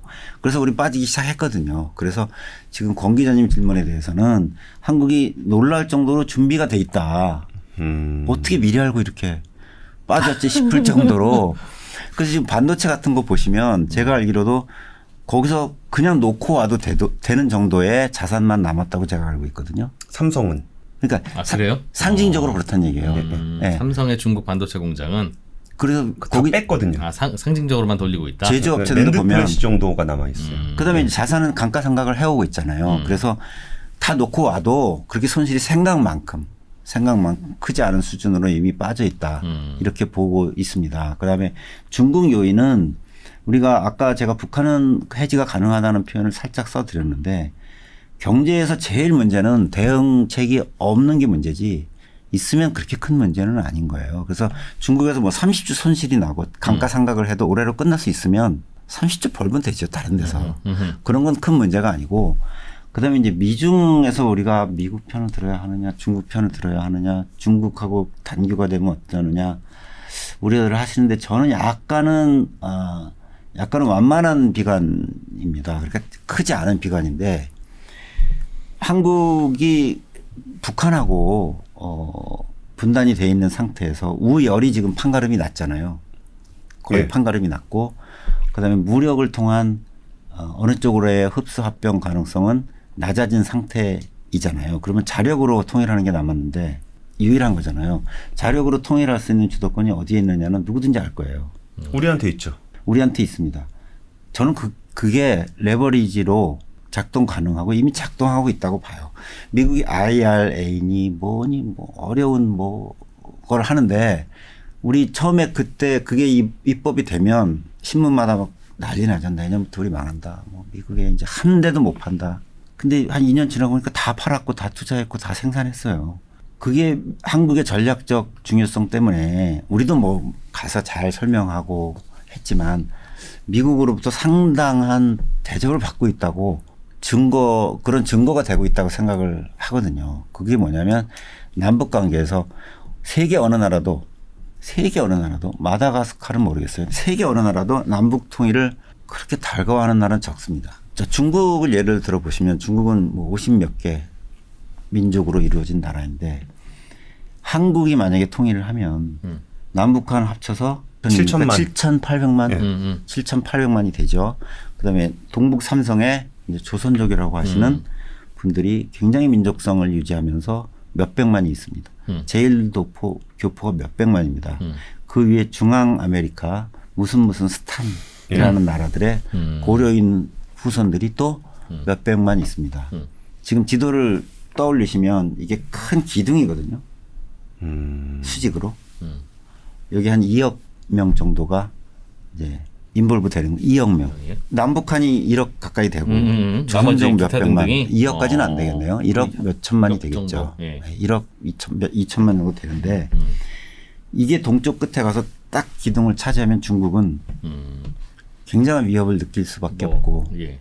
이렇게 만약에 단일 국가가 돼서 우리가 예를 들어서 우린 티베트 독립해도 좋은 것 같아. 자, 외교부가 그랬다고 보세요. 생각해 보시면 중국이 당황하거나 처할 어려움은 클 겁니다. 그런 의미에서 남북 통일을 중국은 당연히 안 바랄 거고 뭐 러시아도 비슷할 거고 미국도 비슷할 겁니다. 미국은 모르겠어요. 남북 통일을 원하는 가서 물어봐야 되겠는데 원하는 나라가 없는 상황에서 우리가 남북 통일의 주도권이 있다는 뜻은 우리가 레버리지인 겁니다. 그런데 이제 문재인 정부 때 보면 또 그 전에 그 김대중 정부, 노무현 정부 때 사례들을 보면 남북한이 어느 날 갑자기 굉장히 가까워질 수 있거든요. 레버리지라는 건 우리가 가까워지려면 우리 마음대로 가까워질 수 있는 그렇죠. 환경이다. 그래서 저는 농담처럼 자꾸 우리 압박하면 전화해서 한마디 하면 돼요. 우리 통일해 버린다 이거. 우리 통일할까 해. 그럼 어떨까 싶어요. 그래서 아니 그거 통일의 가능성이 있다는 것 자체가 레버리지라고 저는 생각을 해요. 그러니까 우리 정부가 맘만 먹으면 북한과의 통일이 가능하다고요? 가까워질 수 있다라고 하는 것이 통일되는 것을 원치 않는 국가들에는 달갑지 않은 소식이라고 생각을 하는 거죠. 네. 그래서 그런 면에서 또는 악화 쪽으로도 우리가 일부러 악화시킬래라고 하는 건 아니지만 악화될 가능성을 우리가 내포하면 그것도 레버리지가 되는 것이고 양쪽으로 다 레버리지가 되는 거죠. 남북한 사이가 안 좋은 것도 안 좋고 좋은 것도 안 좋고. 어찌 보면은 통일이 되기를 바라지 않는다라고 하면은 우리가 가까워지는 걸 가지고도 레버리지를 쓸 수 있고 사이를 안 좋게 만드는 것도 레버리지가 쓸 수 있고. 그래서 가까워지는 거 했는데 통일이 돼요? 그러니까 우리 갖고 있어요 그 스위치를? 통일은 저 개인적으로는 제 생전에는 제가 아무리 오래 살아도 좀 힘들 것 같은 생각이 드는 게 김정은 국무위원장이 최근에 예. 엄청난 제 생각에는 엄청난 발표를 했어요. 대한민국이라고 부르고 더 이상 뭐 통일의 대상이 아닌 거. 남조선이라고 안 하고 이제 대한민국으로 부른다. 이렇게 얘기를 했는데 그것을 우리나라 신문들은 이제 성향에 따라 민족주의 성향을 지지하는 신문들은 큰일 났다. 큰일 났다. 이렇게 얘기하고 또 나머지는 두리뭉실 넘어가고 있는데 제 생각엔 이건 큰 진전이라고 큰 변화라고 생각하는 게 북한으로서는 이제 핵무기 완성을 통해서 예를 들면 제 생각에는 마지막 자해수단 나 건드리면 이제 다 같이 죽어. 자폭수단을 완성했고 네. 대외적으로 보면 남한과의 격차를 더 이상 극복할 수 없는 수준이라고 인정했다고 저는 보거든요. 그러면 뭐 민족주의를 지향하시고 통일을 지향하시는 분들은 이 청천벽력 같은 얘기겠지만 저로서는 굉장히 이게 현실에 부합되고 오히려 맞다고 보는 겁니다. 지금 제가 그림을 하나 준비했는데요. 올해 그 글로벌 파이어파워라는 그 웹사이트 기관이 있는데 여기서 남북한 군사력 비교를 했습니다. 남한은 세계 145개국 중에 5위. 미국, 러시아, 중국, 인도, 대한민국 이렇게 돼 있고요. 북한은 36위에 랭크를 했는데 앞뒤에 보면 어느 나라랑 비슷하냐면 미얀마, 방글라데시, 그다음에 필리핀 뭐 이렇게 랭크를 했습니다. 이 비교하는 항목이 엄청 많은데요. 큰 분류는 이제 맨파워 그러니까 인력 차원, 두 번째 공중망, 공군망, 예. 그다음에 세 번째 육군망, 해군망, 그다음에 국가 자원, 금융 역량, 병참 역량, 지리적 고려사항 이렇게 나누는데 육군력 빼고 육군 국방력 빼고는 남한이 월등히 앞선 걸로 해서 남한이 5위다 이렇게 판결을 내렸습니다.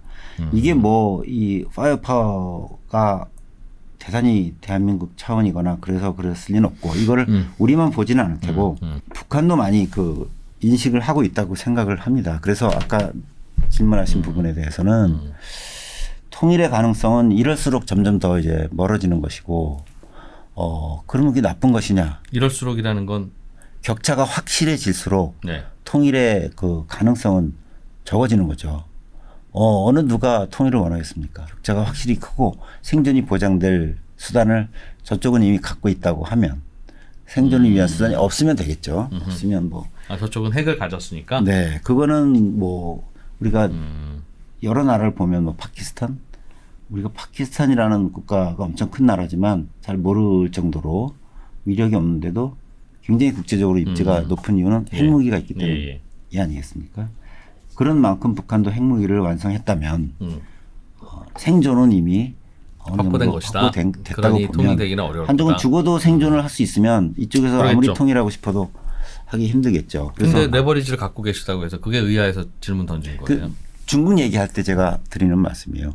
중국하고 미국하고 이렇게 계속 첨예해서 중국이 나빠지면 우리가 타격을 받는 게 아니냐. 우리는 미국하고 또 하면 되는 것이고 아까 얘기했듯이 이미 대응이 다 자기 돈 스킨 인 더 게임에 나온 얘기처럼 자기 돈 가지고 움직이는 분들은 우리가 걱정할 필요 없는 게 자기 돈이 걸린 분들은 다 대응을 할 수 있고 대응 못하면 망하겠지만 대응할 준비를 하고 있고 그분들이 발등이 부리기 때문에 중국은 이미 대응을 우리가 많이 대비를 하고 있고 그저께 주말에 나온 기사도 있잖아요. 중국에서 대한민국 수입이 뭐 7% 예. 수준으로 해서 줄었죠. 예, 예전에 비해서. 줄었고 역대 최저다. 뭐 역대라는 게 물론 뭐 은나라 주나라 그런 게 아니고 93년 수교 이후에 예, 수교 이후에 최저로 7%로 줄어들었고 대신 우리가 미국에 수출하는 건 늘어났고 그래서 대응들을 이미 하고 있는 게 아닌가 이런 생각을 하는 거죠.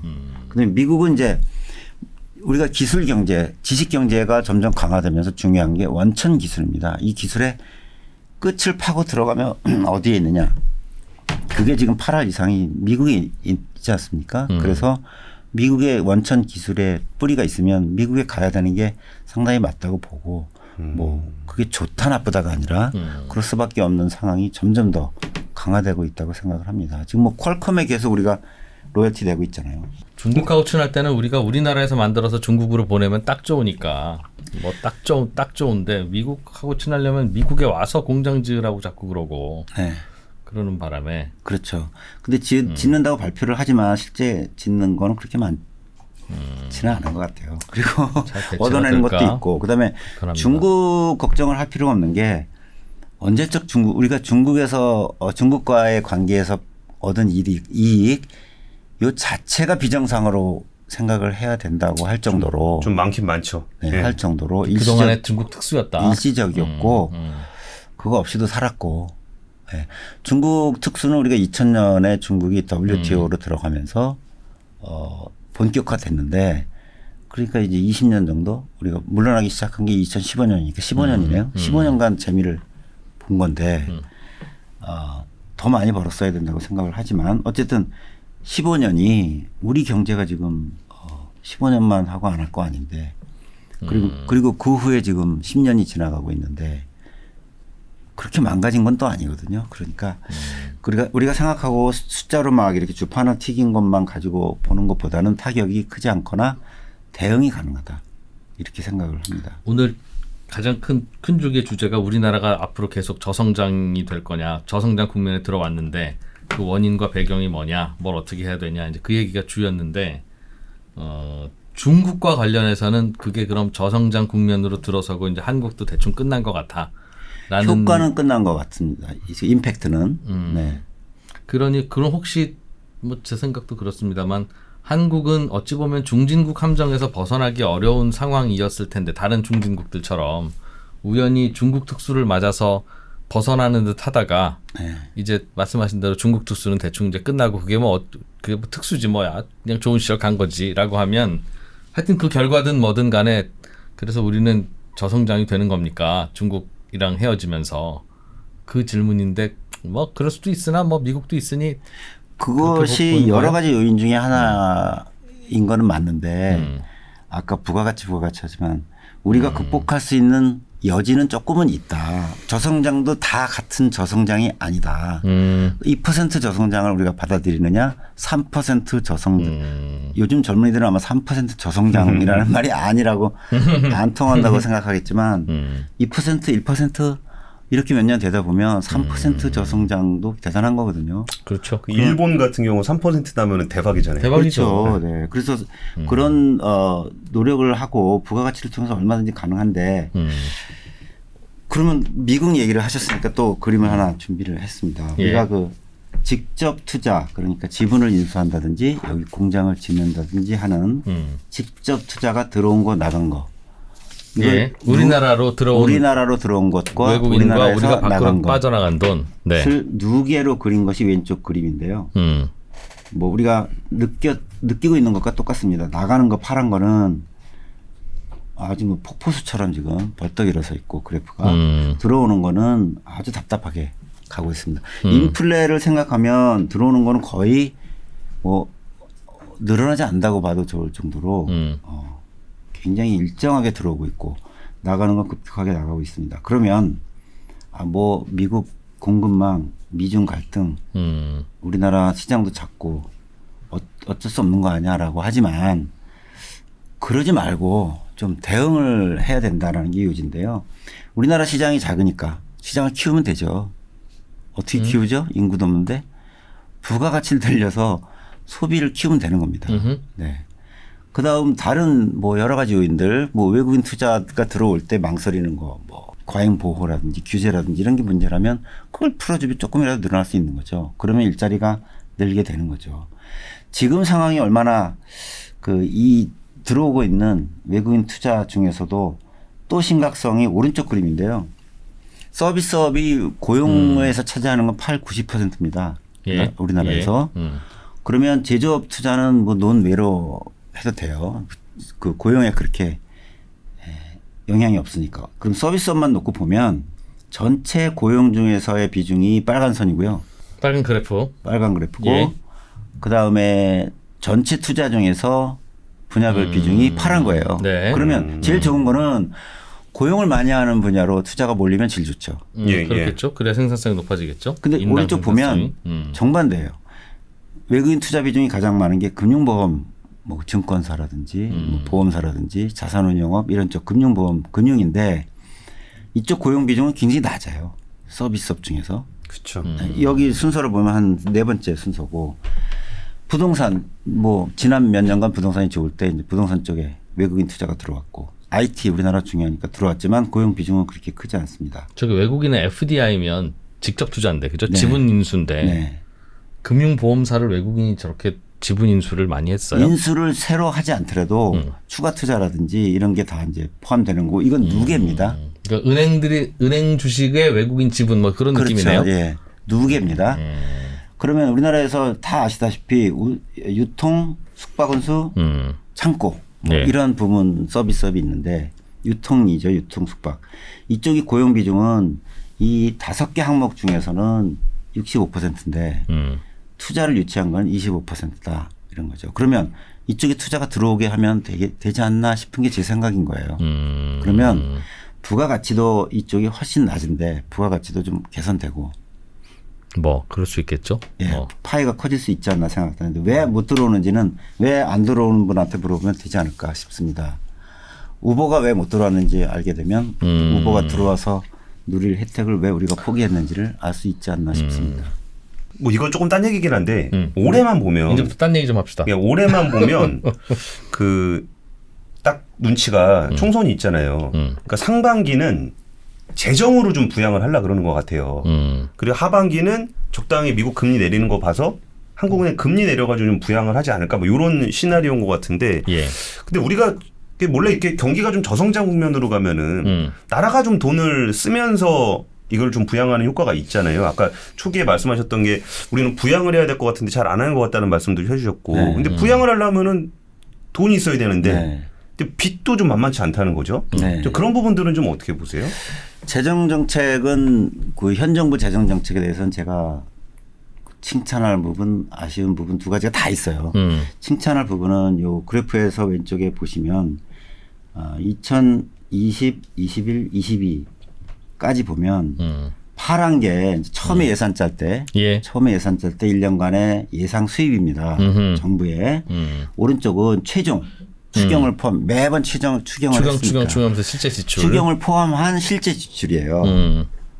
그러면 차이가 제일 큰 게 20년, 21년, 22년 코로나 팬데믹 기간입니다. 예. 지원금도 있고 보상금도 있고 있었죠. 그럴 수 있어요. 근데 제가 제일 아직도 갸우뚱한 부분이 2019년입니다. 그러면 예산 수입은 전년도에 비해서 뭐 추세 정도 늘어나는 걸로 예상을 했는데 최종 지출한 거 보니까 그 전년도는 몇 년간 예산보다 작았는데 예. 예산을 앞질렀어요. 예. 그리고 오른쪽 그림 보면 2019년에 그래서 부채 비율이 올라갔어요. 갑자기 예. 쭉 이제 수평을 걷다가 올라갔어요. 예. 그때 뭐가 있었지 생각해 보시면 잘 없어요. 팬데믹 없었고 대량 실업 없었고 아마도 그때는 이제 소득 주도 성장해서 그 전해에 2년 동안 최저임금을 급격히 30% 누적으로 올리면서 뭐 알바 일자리 많이 줄고 예.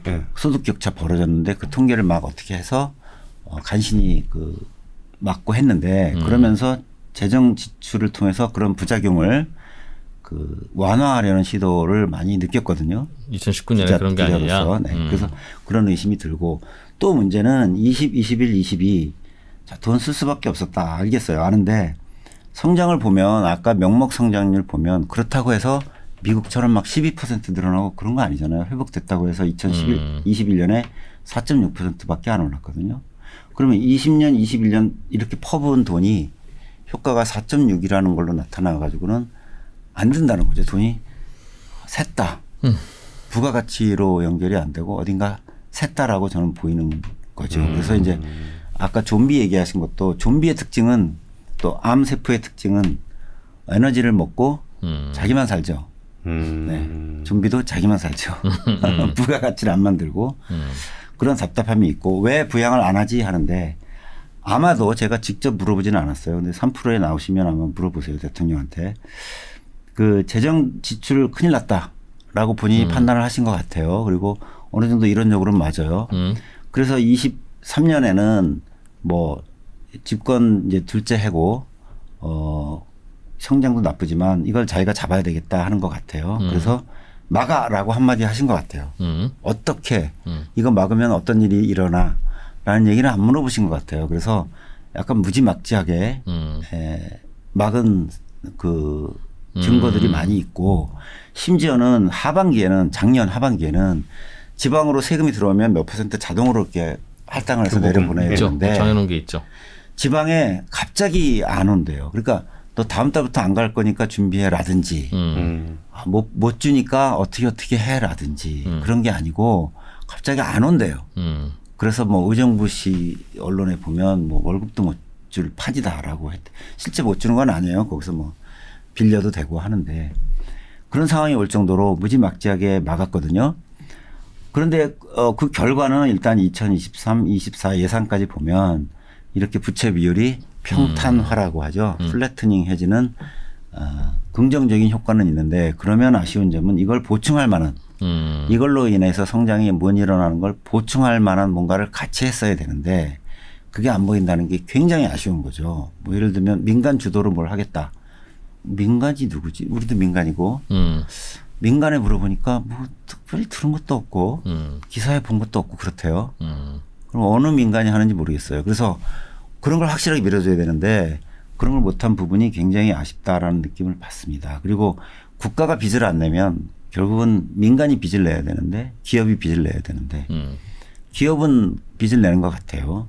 근데 민간은 역시 부동산이 침체를 하고 부동산 관련돼서 뭐 규정이 많으니까 빚을 안 내는 거예요. 그래서 보면 이제 이 그림이 가계부채 추이인데요. 아까 재정지출하고 조금 데자뷰가 느껴집니다. 2020년에 오른쪽에 GDP 대비 가계부채 비율, 그 빨간 선이 가계신용. 그러니까 예. 가계부채는 대출과 그다음에 은행권이 아닌 곳으로부터의 부채가 다 포함되는 것이고 가계신용은 금융권 대출이랑 그다음에 신용카드, 예. 캐피탈 이런 것만 더한 겁니다. 이 비율이 21년에 정점을 찍고 내려오고 있어요. 그러니까 정부가 재정이든 가계든 지금 빚을 틀어막고 있는 겁니다. 그래서 그럼 경제가 저성장인데 이렇게까지 해야 되느냐. 뭐 안 하면 또 우리나라 가계부채가 100%를 넘어서 큰일 났다라고 또 하니 이것도 가치가 있다고 봐줘야 된다고 하기 위해서 제가 가져온 그림이고. 저 신용과 부채 차이는 어디서 오는 겁니까, 그럼? 이 가계부채 총액은 가계 및 비영리 단체의 모든 갚아야 할 돈. 그럼 전세금이 전세 대금도 있을 수 있고. 저기서 빠진 거예요. 네, 사인 간에 이제 부채도 있고. 전세겠네요, 전세. 그다음에 이제 비영리 기관들 있습니다. 가계 및 비영리 단체니까 오른쪽은 이제 신용에는 은행권, 금융권, 알겠어요. 금융권 부채고. 그래서 최근에 그 이창용 한국은행 총재도 기자 질문이 100% 밑으로 가계부채 비율을 낮추겠다고 했는데 그 성정을 이렇게까지 까먹으면서까지 해야 될 일이냐라고 물어봤어요. 그랬더니 그건 엄청나게 어떤 정치 집단이든 가계부채 비율을 낮추는 건 엄청나게 중요한 일이고 좋은 일이다. 그래서 자기는 중앙은행 총재로서 이것만 달성해도 나는 다른 건 다 감아줄 수 있을 정도로 대단한 일이라고 했거든요. 근데 지금 이렇게 낮춰지고 있기 때문에 또 모르죠. 부동산이 다시 살아나면 모르겠습니다만은 그런 조짐은 아직 안 보이고 있어서. 근데 말씀 들어보면은 이렇게 좀 복잡해서 그렇지 암울한 얘기거든요. 누군가 돈을 써가지고 돌려야 되는데 정부도 안 쓰고 가계도 줄고 그러니까 우리나라 성장률은 이렇게밖에 안 나온다. 부가가치라니까요. 그래서 똑같은 돈을 쓰고 똑같은 돈이 돌아도 부가가치가 더 나오는 수밖에 없고. 자, 퀄컴이 전 세계 이동통신사로부터 로열티를 받습니다. 투입한 게 뭐 있죠? 그거는 부가가치가 100%에 가까워요. 기껏해야 뭐 자기네 페이퍼 작업하는 거 빼고는. 우리 시장은 인구도 뭐 줄어들기 시작하는데 국내 내수 시장이 얼마나 크겠느냐. 클 수 있습니다. 부가가치예요. 부가가치가 늘어나면 지금 뭐 부산에서 화물차 몰고 8시간 와서 또 화물 싣고 가서 얼마 번다. 그 부가가치가 최저임금 선이면 그런데 외국인 투자를 받아서 해보니 그것보다 더 많이 남으면 내수 시장이 커지는 거예요. 누가 막느냐. 그걸로 당장 손해보는 분들이 맞겠죠. 네. 그걸 조율해야 되는 것이 이제 정치권, 여론, 언론은 이제 여론을 전달하는 언론 이런 데서 하셔야 하는데 잘 안 하시고 있다 하는 게 제 얘기가 아니라 이 보고서에도 나옵니다. 그게 뭐라고 나오냐면 사회자본 확충에 실패했다라고 나오는데요. 좋은 말인데 설명을 안 하시더라고요. 이 보고서에서. 왜 그런지 모르겠어요. 그 이해관계자들이 불편할까 봐 어려운 용어를 쓰신 것 같은데. 모르겠어요. 그 사회자본이 뭔가 찾아봤더니 사회간접자본이라고 우리가 들어봤죠. SOC, 예. 도로, 항만, 철도. 이게 아니고 그 사회에서 갈등을 조율해서 예. 부가가치로 연결될 수 있도록 갈등을 조절하는 사회가 기능하느냐. 그것을 가치화한 것이 이제 사회자본이래요. 근데 그게 확충이 안 됐다는 뜻은 아마 이 보고서는 나빠지지는 않았는데 별로 안 좋았다고 보시는 것 같아요. 근데 가만히 우리도 유권자 한 사람으로서 보면 지난 1, 20년 보면 이 갈등을 봉합하거나 조율해서 플러스의 가치를 내도록 해야 하시는 분들이 이 갈등에 편승하는 거 아닌가. 또는 갈등을 더 만들어서 우리 편을 늘리자 하는 작전을 쓰는 게 아닌가 싶을 정도로 갈등을 방치 내지는 편승하는 느낌이 나는 거예요. 그게 사회 자본 확충의 실패 멋진 말로 나와 있습니다. 되게 부가가치라는 말로 다 설명은 다 되는 그런 것 같은데 저희가 좀 인터뷰 시간이 많이 돼가지고 우리 빼놓을 수 없는 주제들을 툭툭 던져볼게요. 네. 그러니까 이게 다 좋아요. 다 좋은데 우리나라 인구 줄어드는 문제는 답이 없어. 답이 없어요. 예, 그거는 저성장면으로 가고 있었을 때 그 인구 문제는 좀 어떻게 봐야 될까요? 인구는 산수입니다. 뭐 인구 추계를 5년마다 하듯이 뭐 곱하기 뭐 하면 나오는 거기 때문에 단기간에 어쩔 수가 없어요. 그러면 뭐 대책은 이민을 받아들이거나 뭐 외국인들을 받아들이는 거죠. 이민 아닌 외국인들을 받아들이는데 그쪽이 상당히 여지가 있고요. 그런데 다만 한국으로서는 약점이 하나 있는데요. 이민 정책을 크게 완화하지 못하는 속사정은 뭐냐면 해외 동포 문제가 있습니다. 해외 동포요? 조선족이라고 하는 해외 동포랑 북한과 우리가 관계가 어떻게 됐을 때 북한 주민을 편입시켜야 될 때의 문제도 여러 가지가 있는 걸로 알고 있어요. 조금만 구체적으로 얘기해 주세요. 그러니까 이민 정책을 제도 자체를 확 완화할 경우에는 이 이민자들이 들어와서 생활하고 있을 때 자, 북한하고 우리가 예를 들어서 인구 통합을 했다. 그럼 이 북한 주민을 남한 내국인 대우를 할 것이냐 외국인 대우를 할 것이냐 외국인과 남한 사이를 할 것이냐에 문제가 있을 수 있고 최소한 이 사람들보다는 잘해줘야 될 거 아니냐는 그 이념적인 또는 동포니까. 철학적인 주장이 나올 수 있다는 거죠. 근데 경제적으로는 그렇게 해줄 수 없는 상황에서도 해줘야 된다면 이민 정책을 완화하기보다는 뭐 불법 이민자 단속을 안 하는 등 행정적인 조치로 이민자를 조절하는 지금 단계에 있는 거죠. 이미 규정은 많이 안 바꾸고 그냥 외국인 불법 이민자 단속을 안 해. 안 하면 많이 들어오죠. 그런 식으로 지금 조절을 하고 있는 상황입니다. 그리고 출산율을 늘리면 되지 않느냐. 되죠. 그래서 입 가진 사람은 정말 한두 마디씩 다 하고 있는데 그렇지 않아도 제가 오늘 칼럼을 그 국내 신문에 하나 썼는데요. 출산율 제고 너나 없이 하는데 대부분 귀결되는 게 돈을 많이 집어준다 그러니까 좀 기분이 나쁜데 지원금을 많이 늘려서 아기를 더 낳게 하자 또는 방송을 일체히 동원해서 아기 안 낳는 젊은이들을 무슨 죄책감을 느끼게 해. 애 낳아야 해 라는 식으로 윽박 지르는데 제 생각은 반대로 아기들이 태어나서 행복하게 살 수 있는 나라냐 라는 질문에 그렇다라고 답할 수 있으면 아기를 낳는다고 생각해요. 예. 그럴 수 없다라고 생각하면 주저할 거라고 생각을 합니다. 외국 회사 제가 다닐 때도 인상 깊었던 게 그 퇴직자 면접이 있어요. 퇴직자를 이제 왜 회사를 그만두느냐 뭐 등등이 있는데 제가 다니는 회사의 경우에는 중간중간에 매년 직원 서베이를 하는데 그 항목 중에 꼭 빠지지 않는 게 앞으로 이 회사를 너 자녀나 지인한테 이 회사를 추천할래? 라는 항목이 있어요. 야, 좋은 질문이다. 네. 할래? 네 자식을 추천할래? 예, 아니요. 왜 아니냐. 뭐 이런 게 있거든요. 그 맥락이 비슷한 거예요. 얘는 내가 나갔겠습니까? 이런 거 아닙니까? 그렇지. 맥락이 비슷한 게 자꾸만 이거 아니라도 애를 낳을까 말까 하고 있는 분들을 대상으로 하거나. 너 다음에 태어나도 한국에 태어날래? 그 질문이네. 그렇죠.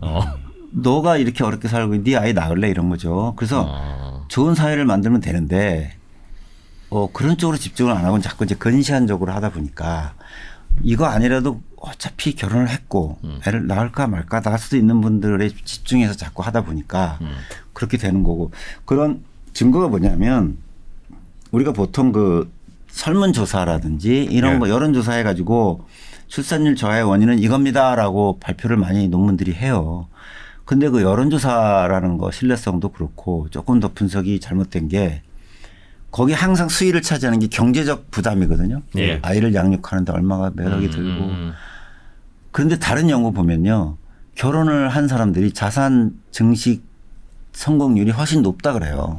왜냐? 일단 남편은 헛돈 못 써요. 부인도 마찬가지고. 서로 왜냐면 결혼을 한 이후에는 우리가 미래를 생각해야 되고 그다음에 내가 취미생활 하고 싶었어도 싱글일 때는 혼나요? 네. 나는 안 혼나는. 싱글일 때는 했을 법한 일도 한 번 더 생각을 하고 우리 아기를 위해서 미래를 위해서 집 사야 돼. 뭐 이렇게 하기 때문에 결혼하는 사람들이 자산 증식 성공률이 훨씬 높다고 하거든요. 네. 그런 얘기를 아무도 안 해줘요. 그리고 TV도 점점 뭐 혼자 사니까 좋다 이런 프로그램이 많죠. 결혼하면 이혼할래라는 프로그램은 있지만 결혼하니 좋다라는 프로그램은 거의 없잖아요.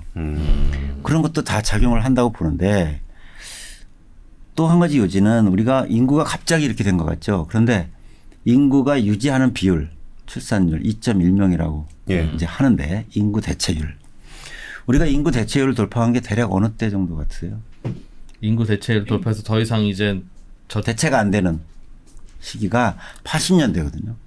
올림픽 때. 1980년대 이 비율이 2.1을 하향 돌파했어요. 그런데도 불구하고 그래서 그 이후에 이제 출산율 얘기가 나온 거예요. 답은 같을 수 있어요. 답은 결국은 돈이 필요해요.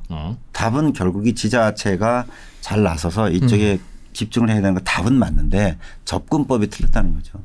돈 더 줄 테니까 돈 더 주면 애 낳겠지 이 등식이 아니고 이 돈을 애기들이 살기 좋은 나라를 만드는데 조금이나마 보탬이 되면 좋겠다라는 취지로 돈을 쓰면 다른데. 그러니까 이게 맥락이 좀 돌아와서 그런데 우리는 지금 부가가치라는 키워드를 중심으로 계속적으로 이 얘기들을 하고 있는 거예요. 맞아요. 그러니까 저출산 대책이랍시고 그냥 부가가치도 없는 그런 쪽에다 그냥 돈을 계속 밀어넣는 거는 그 아이들의 미래의 어떤 희망을 가지고 우리 사회가 발전해가는 미래를 위해서 가는 돈이 아니라는 거죠.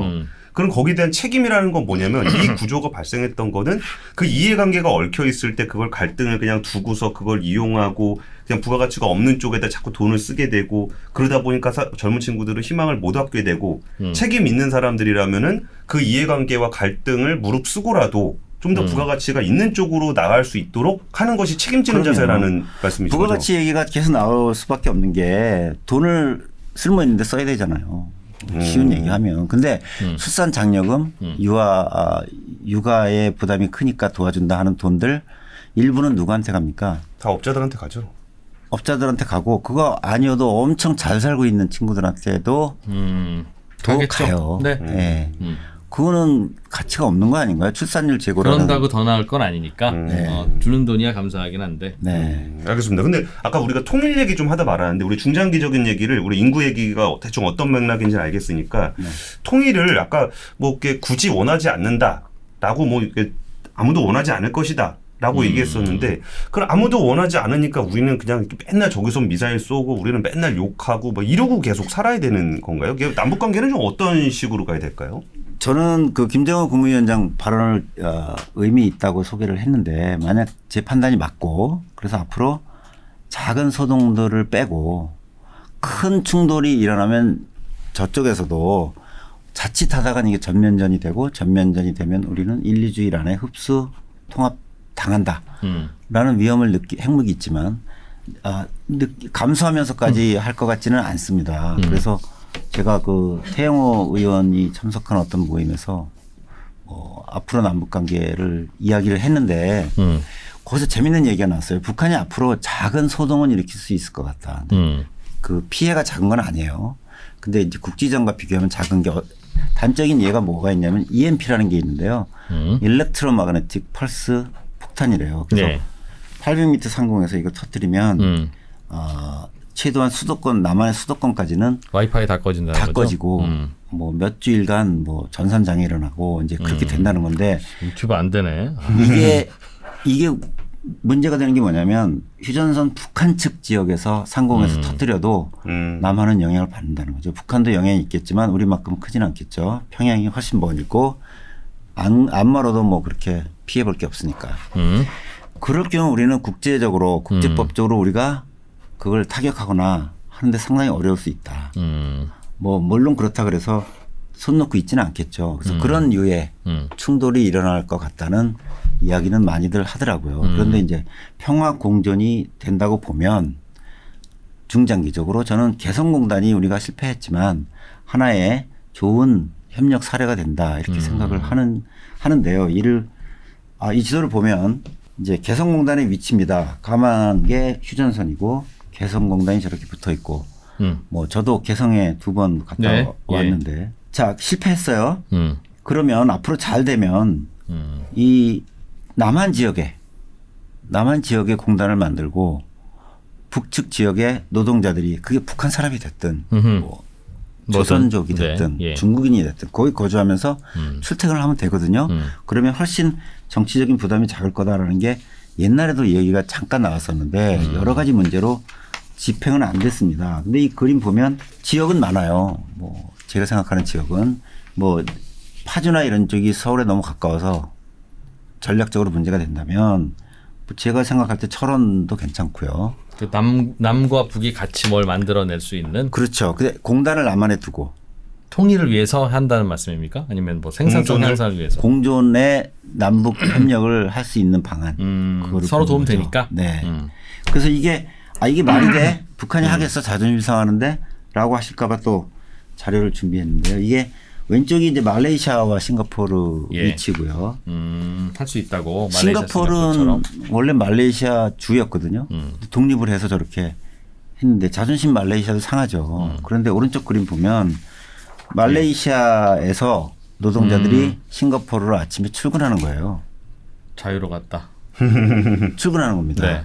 그래서 가능하다는 말씀을 드리는 거고 통일의 가능성 저는 상당히 낮다고 보는 게 비용 대비해서 효용이 너무 작고 그다음에 북한에는 제가 그 직간접적으로 경험한 바에 따르면 북한 주민들은 조선으로 돌아간 줄 알아요. 시대가. 남한은 국호도 대한민국 그래서 이제 공화국 체제로 왔고 또 국내외 정보 교류가 많아서 시대가 다 바뀐 거 알지만 북한은 또 그렇지 않고 국호도 조선이고 예. 그다음에 지배 체제도 사실상 국왕 체제랑 비슷하거든요. 조선시대 국왕 체제는 이제 유럽하고 많이 다르죠. 그 왕실하고 교류가 전혀 없죠. 국민들하고. 국민들은 기껏해 사또 이방들하고 이렇게 교류를 하죠. 그래서 조선시대의 왕정은 조선시대 왕족은 그렇게 국민들이 신경을 안 쓰는 존재들이었어요. 그래서 자기들이 조선으로 돌아간 것 같은데 다만 차도 있고 우리가 생각할 때는 뭐 좀 안 좋지만 차도 있고 도로도 넓어졌고 전기도 어쨌든 밤에만 들어와도 전기 있고 뭐 괜찮다 이렇게 생각하는 것 같고 제가 경험한 바로는 80년대 초반까지는 북한이 엄청 남한보다도 잘 살았고 아시아에서도 두 번째로 잘 살 정도로 잘 살았다고 이제 다 기록이 돼 있습니다. 80년대 초반에? 네, 초반까지 그렇게 하고 북한의 그 지하철도 남한보다 먼저 개통을 해서 남한이 놀래서 이제 1호선을 깔은 거거든요. 그 정도로 잘 살았고 거기 가보면 실제로 80년대 초에까지 지은 건물들이 대부분이거든요. 그 얘기는 뭐냐면 이분들은 주민들은 잘 살았던 기억이 머리에 생생해요. 아직도 살아있거나 우리 아버지 때 얘기를 그렇지, 들었거나. 80년대면. 네. 그래서 우리도 할 수 있다 이렇게 생각을 아직도 해요. 왜 안 하고 있느냐. 미국이 제재를 하기 때문에 안 한다는 거예요. 못 한다는 거예요. 미국하고 남한 때문에. 그래서 이런 것들이 그쪽 분들이 크게 바뀔 여지를 안 준다. 저는 이렇게 보는 겁니다. 지금 체제에 불만이 있고 과거에도 이게 안 통했어라는 걸 알아야 뭔가 변화를 요구할 텐데 옛날에 잘 살았거든요. 엄청. 근데 미국이 제재하니까 공교롭게 그때부터 못 살았어요. 그래서 제재 때문이다. 항상 그래. 뭐든지 거긴 제재 때문이에요. 뭐 주체 사상탑이 75m인데 중간에 엘리베이터 있어요. 그게 안 가는 날이 많아요. 전기 때문에? 전기 때문이죠. 제재 때문이래요. 뭐 석유 수입 뭐 이런 거. 네네. 돌고 돌아서 제재 때문이래요. 제재 때문이지. 네. 그렇게 얘기하듯이 그래서 통일 가능성이 있느냐 저는 제 생에는 적지만 뭐 연방을 해서 그다음에 좀 격차를 줄여서 뭐 하면 되겠지만 북한이 그렇게 경제적으로 낙후된 건 아니어서 그게 우리나라 남한의 저성장을 이겨낼 수 있는 힌트가 됩니까? 부가가치입니다. 부가가치 얘기를 해서 부가가치 얘기로 끝을 낼 것 같은데 그러니까 부가가치입니다. 통일이 경제에 어떤 도움을 줘요? 북한 사람 한두 분이 네. 새로운 공장을 거기다가 지어줬을 때에 만들어낼 수 있는 가치. 노동비는 싸니까 쌀 테고 한국 수준의 버금가지는 못해도 약간의 복지 혜택도 있을 수 있고 인권도 되고 수요도 만들어주고 하면 수요는 뭐 북한 내부 수요가 됐든 거기서 번 돈을 우리가 가져온다. 다 같은 한 경제죠. 왜요? 북한 사람이 통일 이후를 말하는 거 아닙니까? 아닙니다. 통일은 어차피 안 된다고 하니. 네. 그러나 경제 협력을 이렇게 하면 좋긴 좋을 거다. 가져오는 거죠. 부가가치를. 우리가 부가가치를 먹는 거죠. 철원공단이라고 해보죠. 네. 개성공단이 아니라 네. 철원공단 시나리오. 네. 예. 그러니까 우리는 베트남에 공장 세우는 거하고 비슷한 느낌일 거다. 그전에 예. 그 뭐 신원 여성복, 에베네셀 뭐 여성복도 있고 퀸센스 프라이팬 이런 거 거기서 주로 만들었거든요. 자 그거를 북한산이니까 뭐 중국산 평가 받듯이 북한산이니까 우리가 수출했는데 별로 인정을 못 받은들 그래 그러면 남한 제품보다는 30% 싸게 줄게. 근데 원가는 60% 싸면 네, 킨센스 회사 입장에서는 부가가치가 여기보다는 늘어나게 되는 것이고 없는 수요도 생길 수 있는 거죠. 그러니까 우리가 인건비 때문에 진출해 있는 방글라데시니 뭐 어디 베트남인이 하는 데보다 네. 더 좋은 선택이 될 수 있다. 그렇습니다. 개성공단 그 진출 기업 설문조사를 했었는데요. 이점이 뭐냐 개성공단에서 불안하고 맨날 그런데도 불구하고 이점이 뭐냐라고 했더니 노동비, 동일 언어, 지리적 인접성, 인천공항, 지리적 인접성 이 세 개가 거의 뭐 100%였습니다. 동일 언어 엄청 중요합니다.